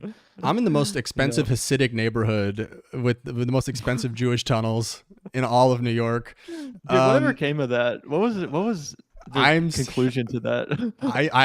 I'm going outside all the time, and I'm asking people all the time. I'm blocks away. So guys, we are going to take call-ins from people who come into the Discord. We're gonna do a few last fun stories over on the Circle Jerk channel, which we can start. We can, I guess, raid or whatever the fuck YouTube calls it now. Yeah. Once I end this live, everybody gets. No, don't end it. I don't think you do. You end it first, or do you send them first and then end it? I'm not sure. No, when it ends, it automatically redirects everybody in YouTube. All right, but we'll see you over there. I think we got all the super chats. There might be one or two more that we can quickly address if that's just screenshot them. We can get them on the Vanguard later too. Yeah, we can still read them. Yeah. Okay. Also, I do think that we should save the segment we talked about doing for tomorrow. That's fine. Because I don't have access to the StreamYard and I can't pull everything up. Yeah, no worries. So It's we'll gonna cut at be- the end of Circle Jerks. We're going to punt on the last. If you want it, I can cut it for you guys. I can pull them up. No, it's all good. I have You a whole prefer to thing laid control out. it. Yeah. I would it would just be like easier to get the segment right if we do it tomorrow, I think. But feel free to drop on to tomorrow's Vanguard stream, Griffin, if you want to share your thoughts, because obviously would we'd love love to. to have you. Yeah, Awesome. of Let's do course. that then. Let's do that for sure. But yeah, we got a couple more questions. Did you want to do that on this stream or on We the, can- I on the figure- Circle? We can read it. We can read them over there, or Okay. whatever you guys Okay, want to do. We can do it quickly. We can do it really quickly too. We don't have to give long extended answers to I don't know. everything. You have to bait Griffin. He's going to come on. He needs to give us a lecture. We're not hard enough on the Democrats. Did we already answer Milkman's getting it. question about Yes, we did. about We the did. left helping young men? Okay, then I think we did get to basically all of them. The only other one is from House of Cardboard saying, "Do you like doing it raw? Vote Kamala." Thank you. I like it raw. And then Milkman Maybe I said, like it raw. "Guys, I totally love the Shimmy, question. Left is best." So yeah. Give me the mic and I'm gonna take you away. Sorry, Milkman. If you had asked more than a $2 question, Zach would have given you the respect of letting me read it out loud in full. But sorry. I was making I'm a just joke. kidding, bro. Wow, Griffin. I'm Griffin kidding, and Gavin bro. are the only ones allowed to talk at the tail end of the kidding. live stream. You know, they're giving me a taste of my own medicine. All right, we'll see you guys on the other channel, Circle Jerk. It's in the chat. It's in the description. Go I think that subscribe. they'll get sent over. Yeah, Okay, cool. all Well, subscribe anyway. Fucking Yeah. fascists. Yeah, that's right. Fuck you guys. Fucking Democrats. Yeah, Jesus Fucking Christ. genocide lovers. Oh, I bet God. everyone here is registered to vote too. Wow. Oh, great. Oh, are you getting your fundraising text from Kamabla? That'd be really funny if I got a text. I was like, "Hi, this is Kamabla. I need 500% support right now. We're matching." Need some more water real quick. Well, I'm also Shimmy, trying to shimmy, figure out how oh, to end shimmy, this stream shimmy. on our end. Griffin, have you ended the stream from your end on this one? Oh, maybe I gotta do that. Let's see. Yeah, because then I have to click like end the live stream on our end, And okay. Well, let's see what I can and do. then it'll here. raid over. Oh boy. Shimmy, shimmy, We're oh, real shimmy, professionals shimmy.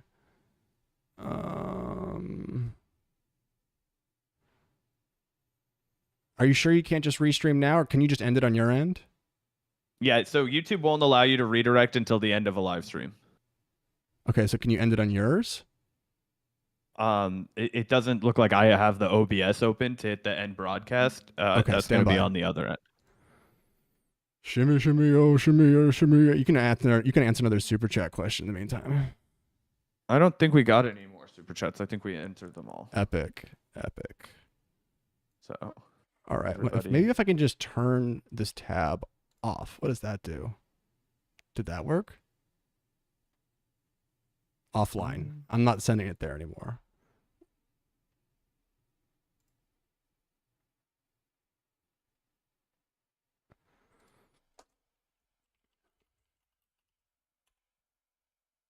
yeah. Okay, I got 16 watching here. Dope. Yeah, I don't know. Think it I don't use worked. OBS, so no, it's still live on our channel. Oh, okay.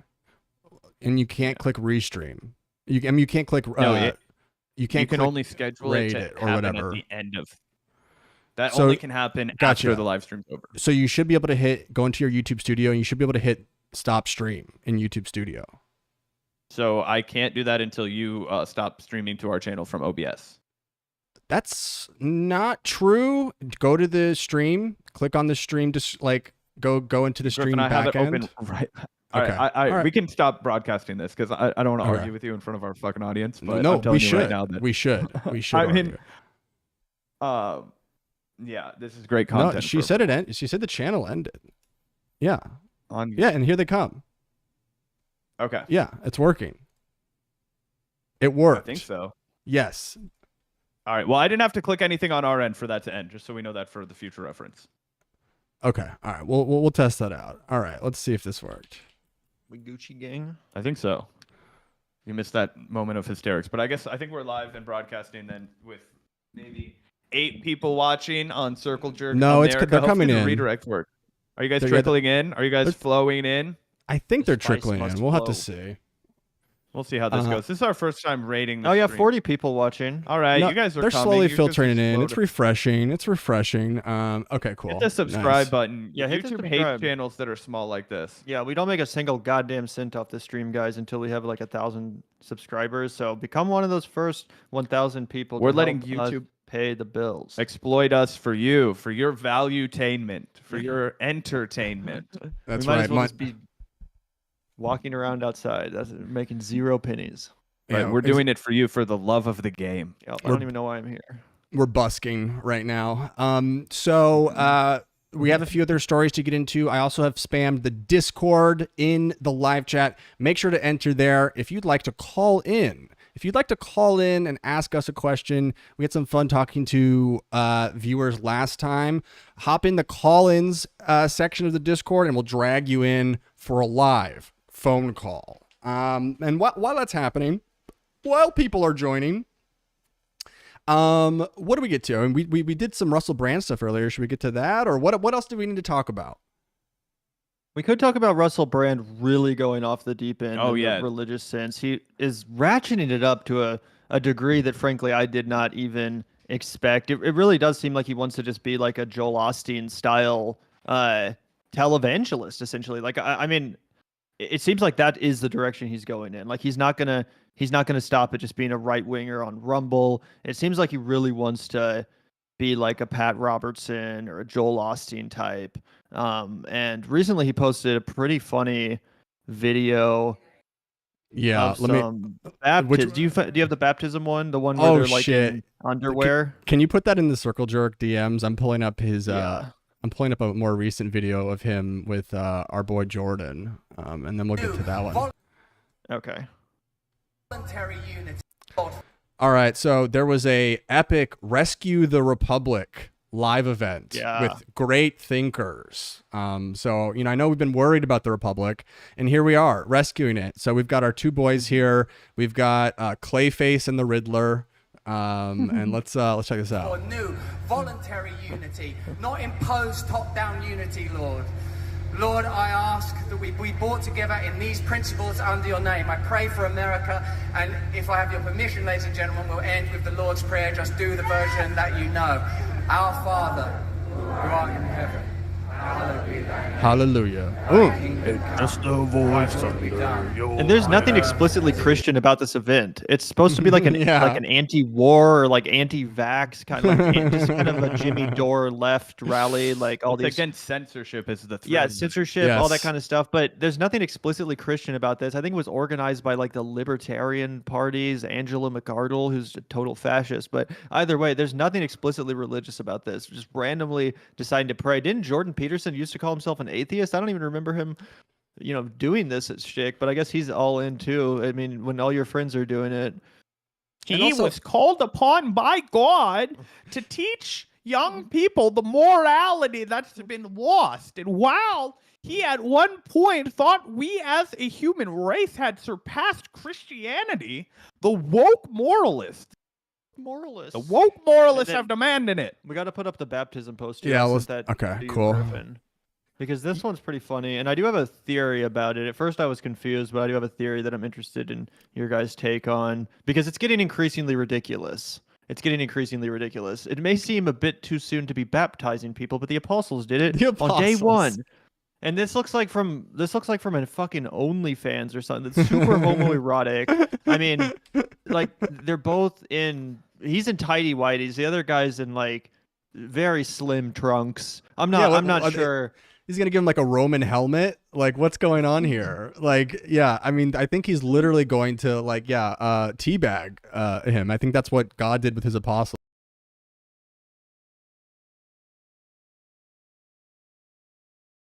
Trumbo. After they've indoctrinated him.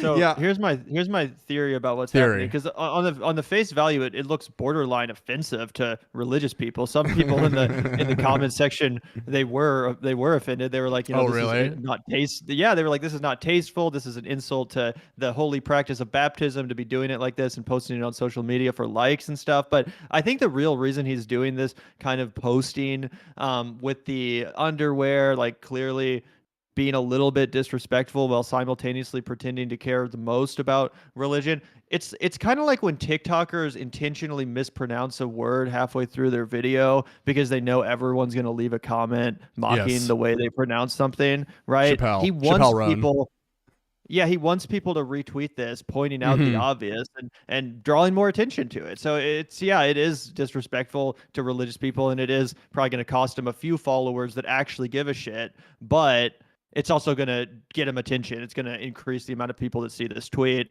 and who cares? All press is good press when you're in this business. Yeah, I want him to. True, you right? go first. He's a shock jock.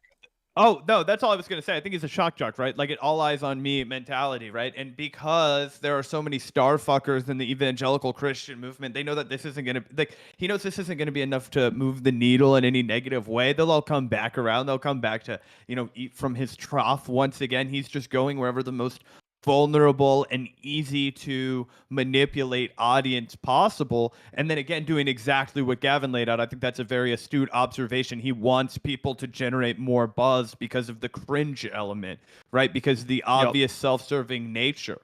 But what they don't understand is that's never held anyone back in televangelism, right? Did it ever hurt Joel Osteen that he had a private jet and a mansion? Nope. Did it ever hurt Pat Robertson, 700 Club guy, that he was rolling in the dough? Of course not. These guys can be as hypocritical as they want because they're making content for clapping seals. They're just putting baby food in a blender and then spoon feeding it to people who are desperate to have their values and their beliefs reaffirmed and spit back to them.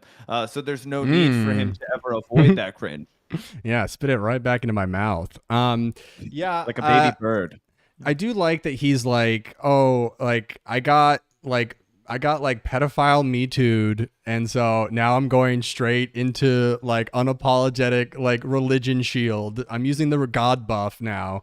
And it's like what's he gonna do next? Like, is he gonna start doing like confessionals like with people where he like fucking puts a glory hole in the booth? Like, what the fuck is next? Like, what he can't not do the pivot to religious stuff without putting his dick in it. Like, it's impossible to not have his dick be like the central focus of his content. So yeah, OnlyFans makes sense. OnlyFans makes so much sense right now. 100%. He's going to be the religious OnlyFans guy. I think that's true. He's going to be like the priest from The Sopranos, but instead of Carmela's lasagna, he's going to be eating something else. Yeah, it is really shocking though how quickly the pipeline from right winger to religious person is. Like, we talk about the left wing to right wing pivot, but it really seems like the actual appeal of doing the right wing pivot is that then you get to do the Christian pivot. I think that's where all the money really is at, guys, because they waste no time. Russell Brand, even Tucker, as soon as they got kind of canceled by the establishment, it was like 1, 2. Now I'm a fucking religious person. All of us, like, without even any warning. Right. And so, you mentioned what is Jordan doing here? If he, was like a former atheist, a woke moralist and stuff like that. And I'll tell you why. It's because he's in love. I think he's man crushing incredibly hard on Russell to an extent. He is dick riding Russell, and he has been for a few weeks now. I mean, chat, I want you to really take a look at the body language of Jordan as he watches Russell here, and tell me I'm wrong. Otherwise, I don't know what state my marriage is. Look at that. He's just in love. We gonna do something. Hello. He's. I've never. I haven't really seen him this happy in a long time. I'm happy for him that he's found love again. But I guess I don't know. Like, maybe you need to like have an overdose and almost die in like a Russian hospital. Isn't that where he almost died? Mm-hmm. The only other time I've seen him this happy was when the first time he heard live music performed in Nashville and he started crying. Do you remember that? It was so beautiful. Yeah, I mean, I don't really keep track of Russell anymore. Like, does he get views anywhere? Oh, dude, he's pulling in like a decent chunk, like 250,000. Not as many as he used to, though. On YouTube? No, he's not as relevant on YouTube. Oh yeah, and on Rumble, I imagine he's their biggest fish. Well, those numbers are totally fake. Right. I'm only talking about his YouTube numbers. It's like LOL, see. Jimmy Dore. LOL, Jimmy Dore, Russell Brand crossover. Let's see. Okay. Yeah, No, I mean, wow, he's doing fine. Censored. 104K views in 4 hours. Censored. Trump just said this about vaccines and it changes everything. How is there still an audience for this? It's so boring. Dude, I don't fucking get it. The vaccine stuff is the most boring subgenre of like, political YouTube, and they just make the same video over and over again, and people click it. His thumbnails are pretty good though. I gotta give it up to the thumbnails. He's doing the right soy faces. You know? Got some he's nice definitely doing Photoshop. well. I thought he was more scuffed on YouTube at this point. Right. I mean, he's probably doing about equitable to what he's doing on YouTube amongst all other platforms, because he has a Spotify show, he has a Rumble show. So I imagine that combined, he's probably, doubling his YouTube numbers. But the money has to be coming from outside sources. I don't think the real money's coming from the YouTube ad revenue. I do think he's going to pivot away from the whole, like, What's big next? pharma religion. I just think he's going to become a straight up like Joel Osteen type, where he actually like has a fucking congregation. Mega church. And he's going to be signed to one of these mega churches very quickly. Yeah. Yes. That's kind of like always what arc. It's kind of like he's finally found his like real place, right? Where he really adds value. Like I think like he could kill it in a mega church. I think that would be like a great space for him. Yeah, I mean I would. Oh yeah, I would. Natural I'd go. performer. I would go and I'd have him drape his weird STD filled penis over my head for a baptism. I would, just to say that just to get a gander at it up close. Because it looks big. It looks big. I mean, that's the thing. When a guy is annoying and has a really big dick, it's tough. It's almost not his fault. It's almost all of his choices. It's not his fault. So we have a caller here, Tony D, up in the limousine. Tony D. Hey, Tony. Hey, how's it going? Can you hear us, Tony D? Hello. Hello. Tony, hey, what's up? What's going on? Welcome to Circle Jerk America. We're America. You're America. What's your question? My question concerns Russell Brand. Perfect. My uncle has a farm. Do you think if Russell Brand went to a farm, he would assault the animals sexually?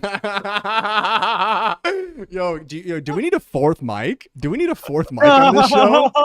Like, none of you guys asked any good questions. Like, you guys, why are you blaming the voters? We need to be asking these questions.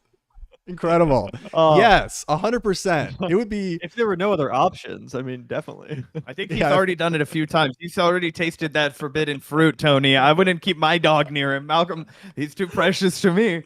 I wouldn't even let the goats buy that man. Brand. Apple. But Tony, let's ask you: what animal is most in danger from Russell? Yeah, what's the most vulnerable creature to Russ's I'm gonna say rooster. wrath? Rooster. A rooster? Yeah. Yeah, that's true. One cock can't handle another. I appreciate that observation.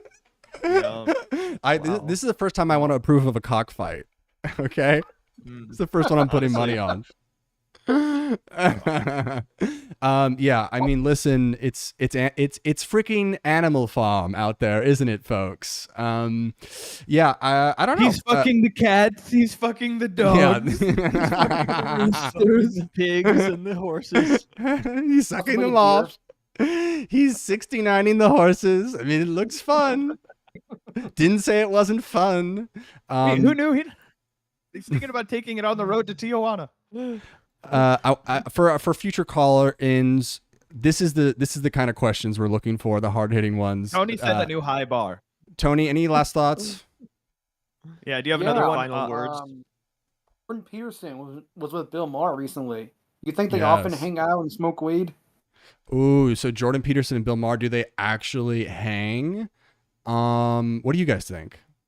I think they might attend the same sex parties. I think the woke moralism must be defeated by a prime cock. That's what I learned from my friend Bill Maher at the Playboy Mansion. He broke through to me. He said, "Put down the pills, pick up the pussy." Jordan, you're scaring the hoes. Okay, Jordan, I just did feel like Jordan. You go for it. I do feel like Jordan Peterson and Bill Maher That would was a good probably Bill get Maher. along behind the scenes, 100%. I think they would put whatever disagreements they have aside, like in 5 seconds, and just be like, "Could you believe these woke Yes. cancel culture warriors?" Like that's Yes. totally what would happen. They have Yeah, similar. hung out. I don't know if he Maher's smokes, podcast. but- What do you say? What was that? Peterson was on Bill Maher's stupid podcast recently. Club Random. Stupid. Yeah. That's the best Stu- podcast okay. in this country. It's not called Club Stupid. It's called Club Random. Did you It's see random. the Fonz absolutely roast the fuck out of Bill Maher? Oh, Just yes. absolutely Oh, yes. smack him around. That was awesome. Who did? The Fonz, Henry Winkler. Oh, I didn't see that actually. It was a on good his clip. show. Yeah, and he's like laid back, and he's like Henry Winkler. He's like this super chill hippie guy, but he played the Fonz. That's happening more and more frequently. Oh, yeah, Bill Maher he's getting basically- embarrassed on his own show. Yeah, he does the inverted have Bill Crystal Maher, but Ball the on. result is the same. Yeah. Yeah. What'd you that's say? interesting. I'll have to check that one out. What'd you say, Tony? You know Bill Maher won't have Crystal Ball on his show again. Yeah, I mean, she would tear up Club Random. Like she would. Oh, first of all, the whole place would have to get like blacklit clean, like the way they do in like Motel 6s.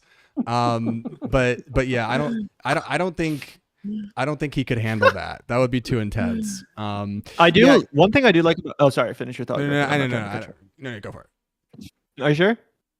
Okay, I was just gonna say that I do like that Club Random celebrates the more degenerate aspects of who Bill Maher is instead of shying away from them. There's too much like shying away from like the degenerate aspects of what make us us in this day and age. So I like that he's just like, yeah, I'm gonna get drunk and smoke weed and like have fucking gross pervy conversations. Right. I mean, I do think in terms of like, does Bill have like any friends anymore? I think that like he probably doesn't have a ton of friends anymore outside of like people who work for him and have to be nice to him. Yeah.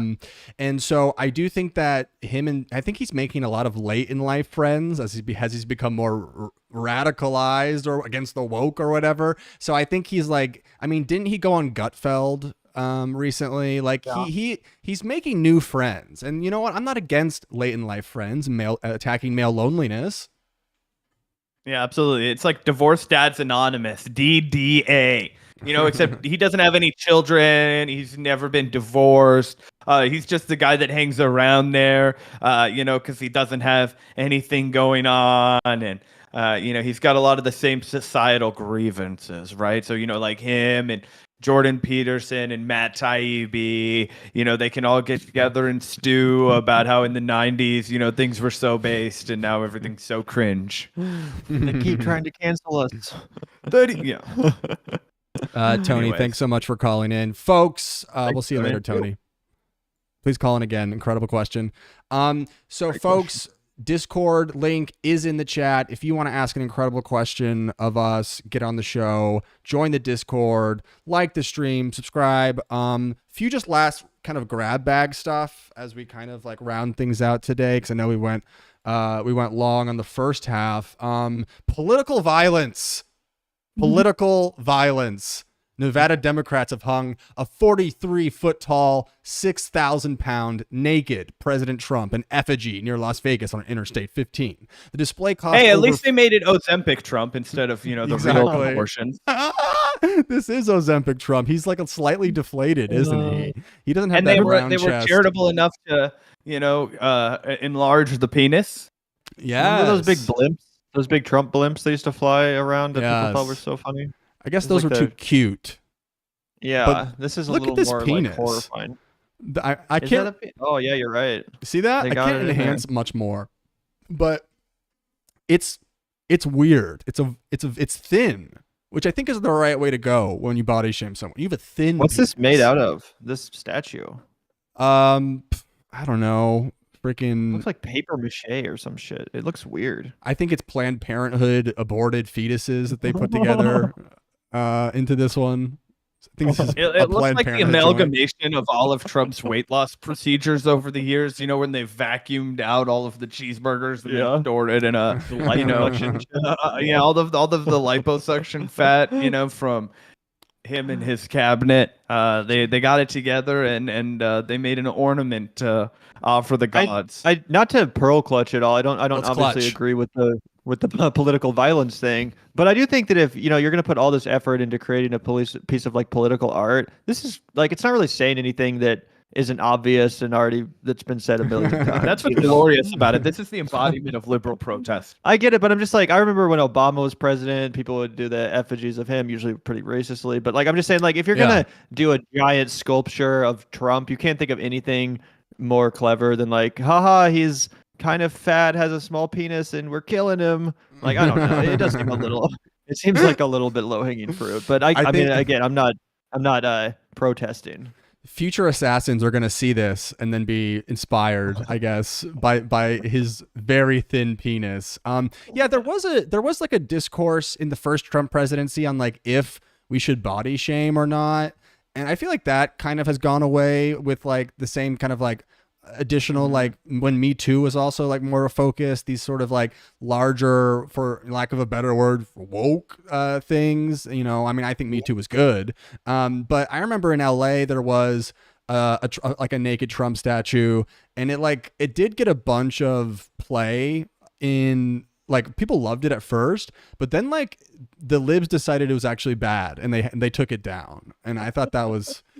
They got a guilty conscience. It reminds me of the painting the guy that owns the Old Town Ale House did, and right in 2016 he like planted it right behind the main bar. Old Town Ale House is the Roger Ebert, John Belushi famous bar across the street from Second City. It does really give like antiquated like initial protest wave to 2016, but in that sense, that's why I admire it. Was it like one of those Jim Carrey paintings where he like made it look really ugly? Yeah, I mean the guy that owns that place, he's famous for doing paintings and pictures of regulars and stuff, and then he just made a disgusting version of Do you remember Trump. when Jim Carrey was doing that? He was like doing like Sarah Huckabee Sanders and like Donald Trump, and they were like going viral on like lib Twitter. Oh, that makes sense. These like monstrous, caricatures of Trump administration people and stuff like that. That was a big lane for resistance lib kind of content for a while. You are right. I remember some of those conversations about the body shaming stuff because people, obviously, it was the same election as Hillary, and they were being like, well, you guys are saying we're being sexist, but no one's talking about how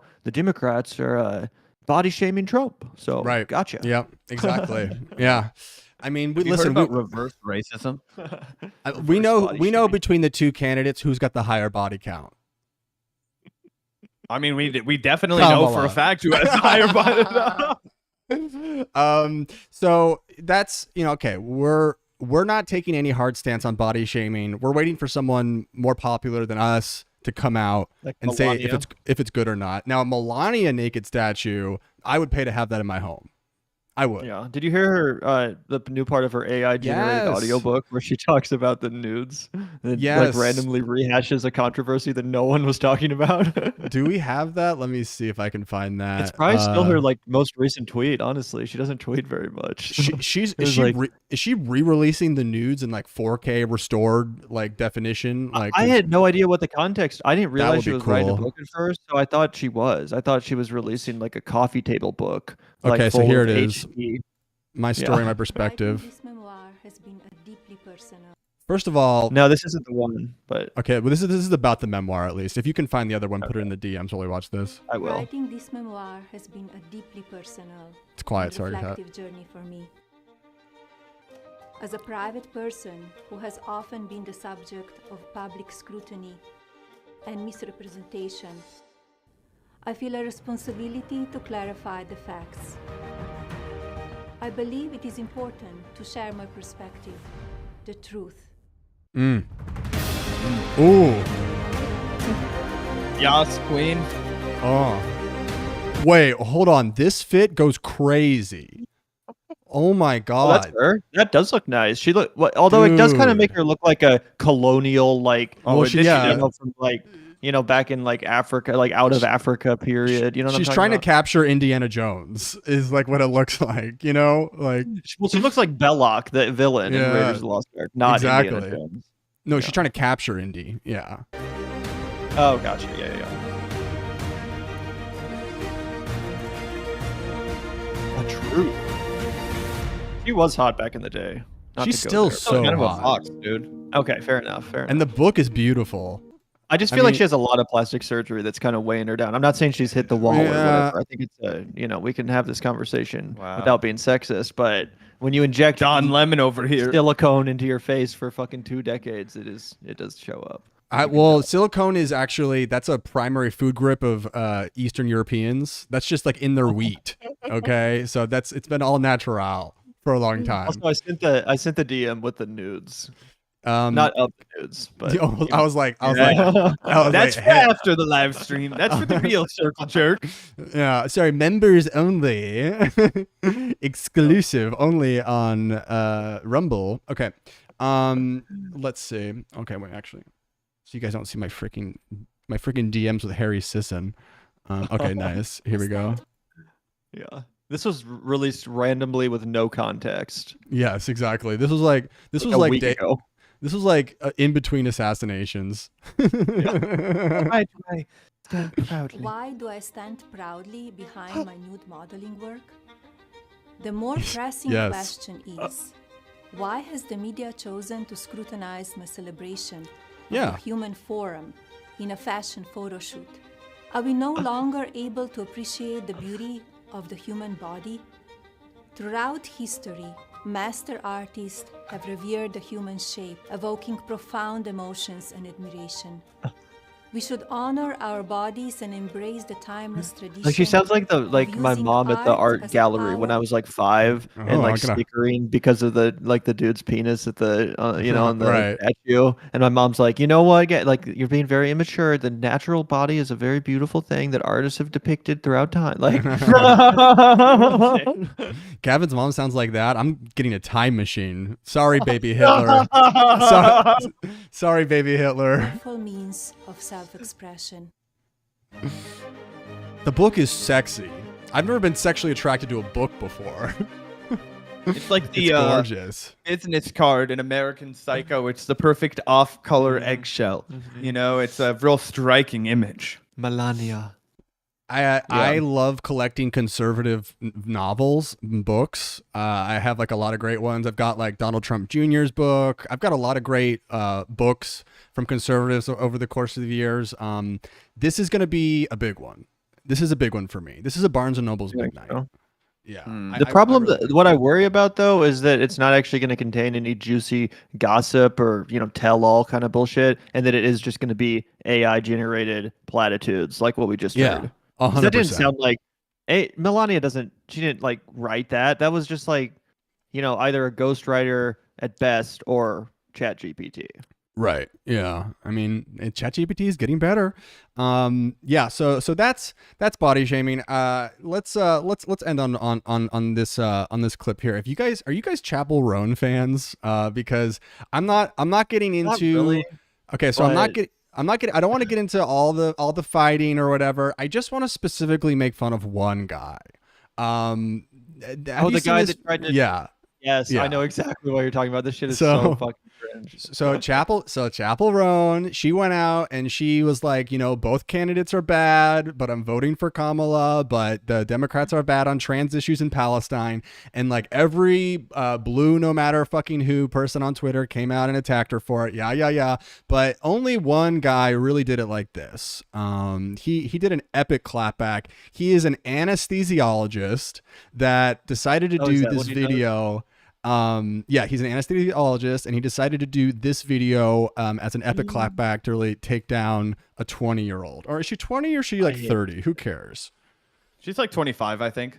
I think she's 20. Yeah, she's like a year younger than us, I think. All right, here we go. Chapel fans, let's go. I just woke up. Well, good morning.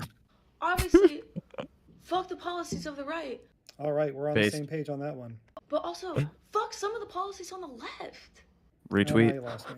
That's why I can't put my entire name and my entire project behind one. I mean, that's kind of how voting works right now in America. So, yeah, I'm voting for fucking Kamala. In America, if you don't vote, they kill you. It's pronounced Kamala, though. Oh, my God. It's pronounced Kamala. Endorsing someone? If someone is publicly endorsing a political figure, that doesn't even mean that they're going to fucking vote for them. I mean, what's the strategy behind that? I mean, after the get her ass. I don't think that's a thing. If you make this video responding to a pop star or person endorsing a candidate with all your degrees behind you in front of with your fucking diplomas. Yeah, you should be redacted. I hate this. This is like the Chasten Buttigieg kind of fucking. Oh, he looks like Chasten. That's what I'm saying. He looks exactly like him. It's just like they're all the fucking same person. But I do love Chasten though. Chasten's better than this guy. General election. You're right. To be fair to Chasten, he wouldn't do this. Yeah. You're losing me again. No. Jesus. This is not me playing both sides. Sure about that? She said she's voting for Kamala. What more do you people fucking want? critiquing both sides because they're both so fucked up. Yep, sounds like you're playing both sides. Voting. See, these people are the most like deranged, this is why people hate liberals, because of this guy. Like, this guy is, I mean, if I were a right winger, I would pay this guy's bills to keep making content forever, because he just makes the left look like everything the right wing hates, everything swing voters hate, the most unlikable, self-righteous, pedantic fuckers you've ever met in your entire life. And honestly, that guy, you just want to just knock his trapper keeper right out of his hands when you see him walking down the street. Yeah, exactly. I want to just like, he probably carries all of his diplomas with him. I just want to push him down the stairs. In the system. Yeah, I mean, that kind of is the system of democracy. But yeah, there's a lot more you could do in between elections. Also, we could have a way more robust democratic system, genius. What'd you learn with all those fucking times you spend in college? Jesus Christ. We have a very narrow democratic system that's far less democratic than many, many other developed nations, like England, like all of Europe, my dude. Yeah, and can I also say, like, being an anesthesiologist is like the riding the short bus to doctor school. It's got to be like the easiest fucking profession that gets paid a lot as a doctor. What, you fucking knock people out and check their heartbeat? Okay, good for you, buddy. Yeah, so did my next door neighbor when I was in 10th grade. Congratulations. Yeah, in most countries, that's called assault, brother. In your mind is the best option for what you must whip it. Yeah, Kamala Harris is definitely our best option right now, as well as all the Democrats up and down the ballot. And I hope this makes it clear, including Eric Adams, that no, I'm not picking the sides of what we have right now. I mean, it kind of sounds like you've picked a side in terms of voting for Kamala Harris. But why are you bitching? Because it's not groveling enough. Because it's just not, it's not supplicant enough for them. Because it's not enough to just vote for her. You have to say everything about her is fucking perfect and that you don't want anything to change.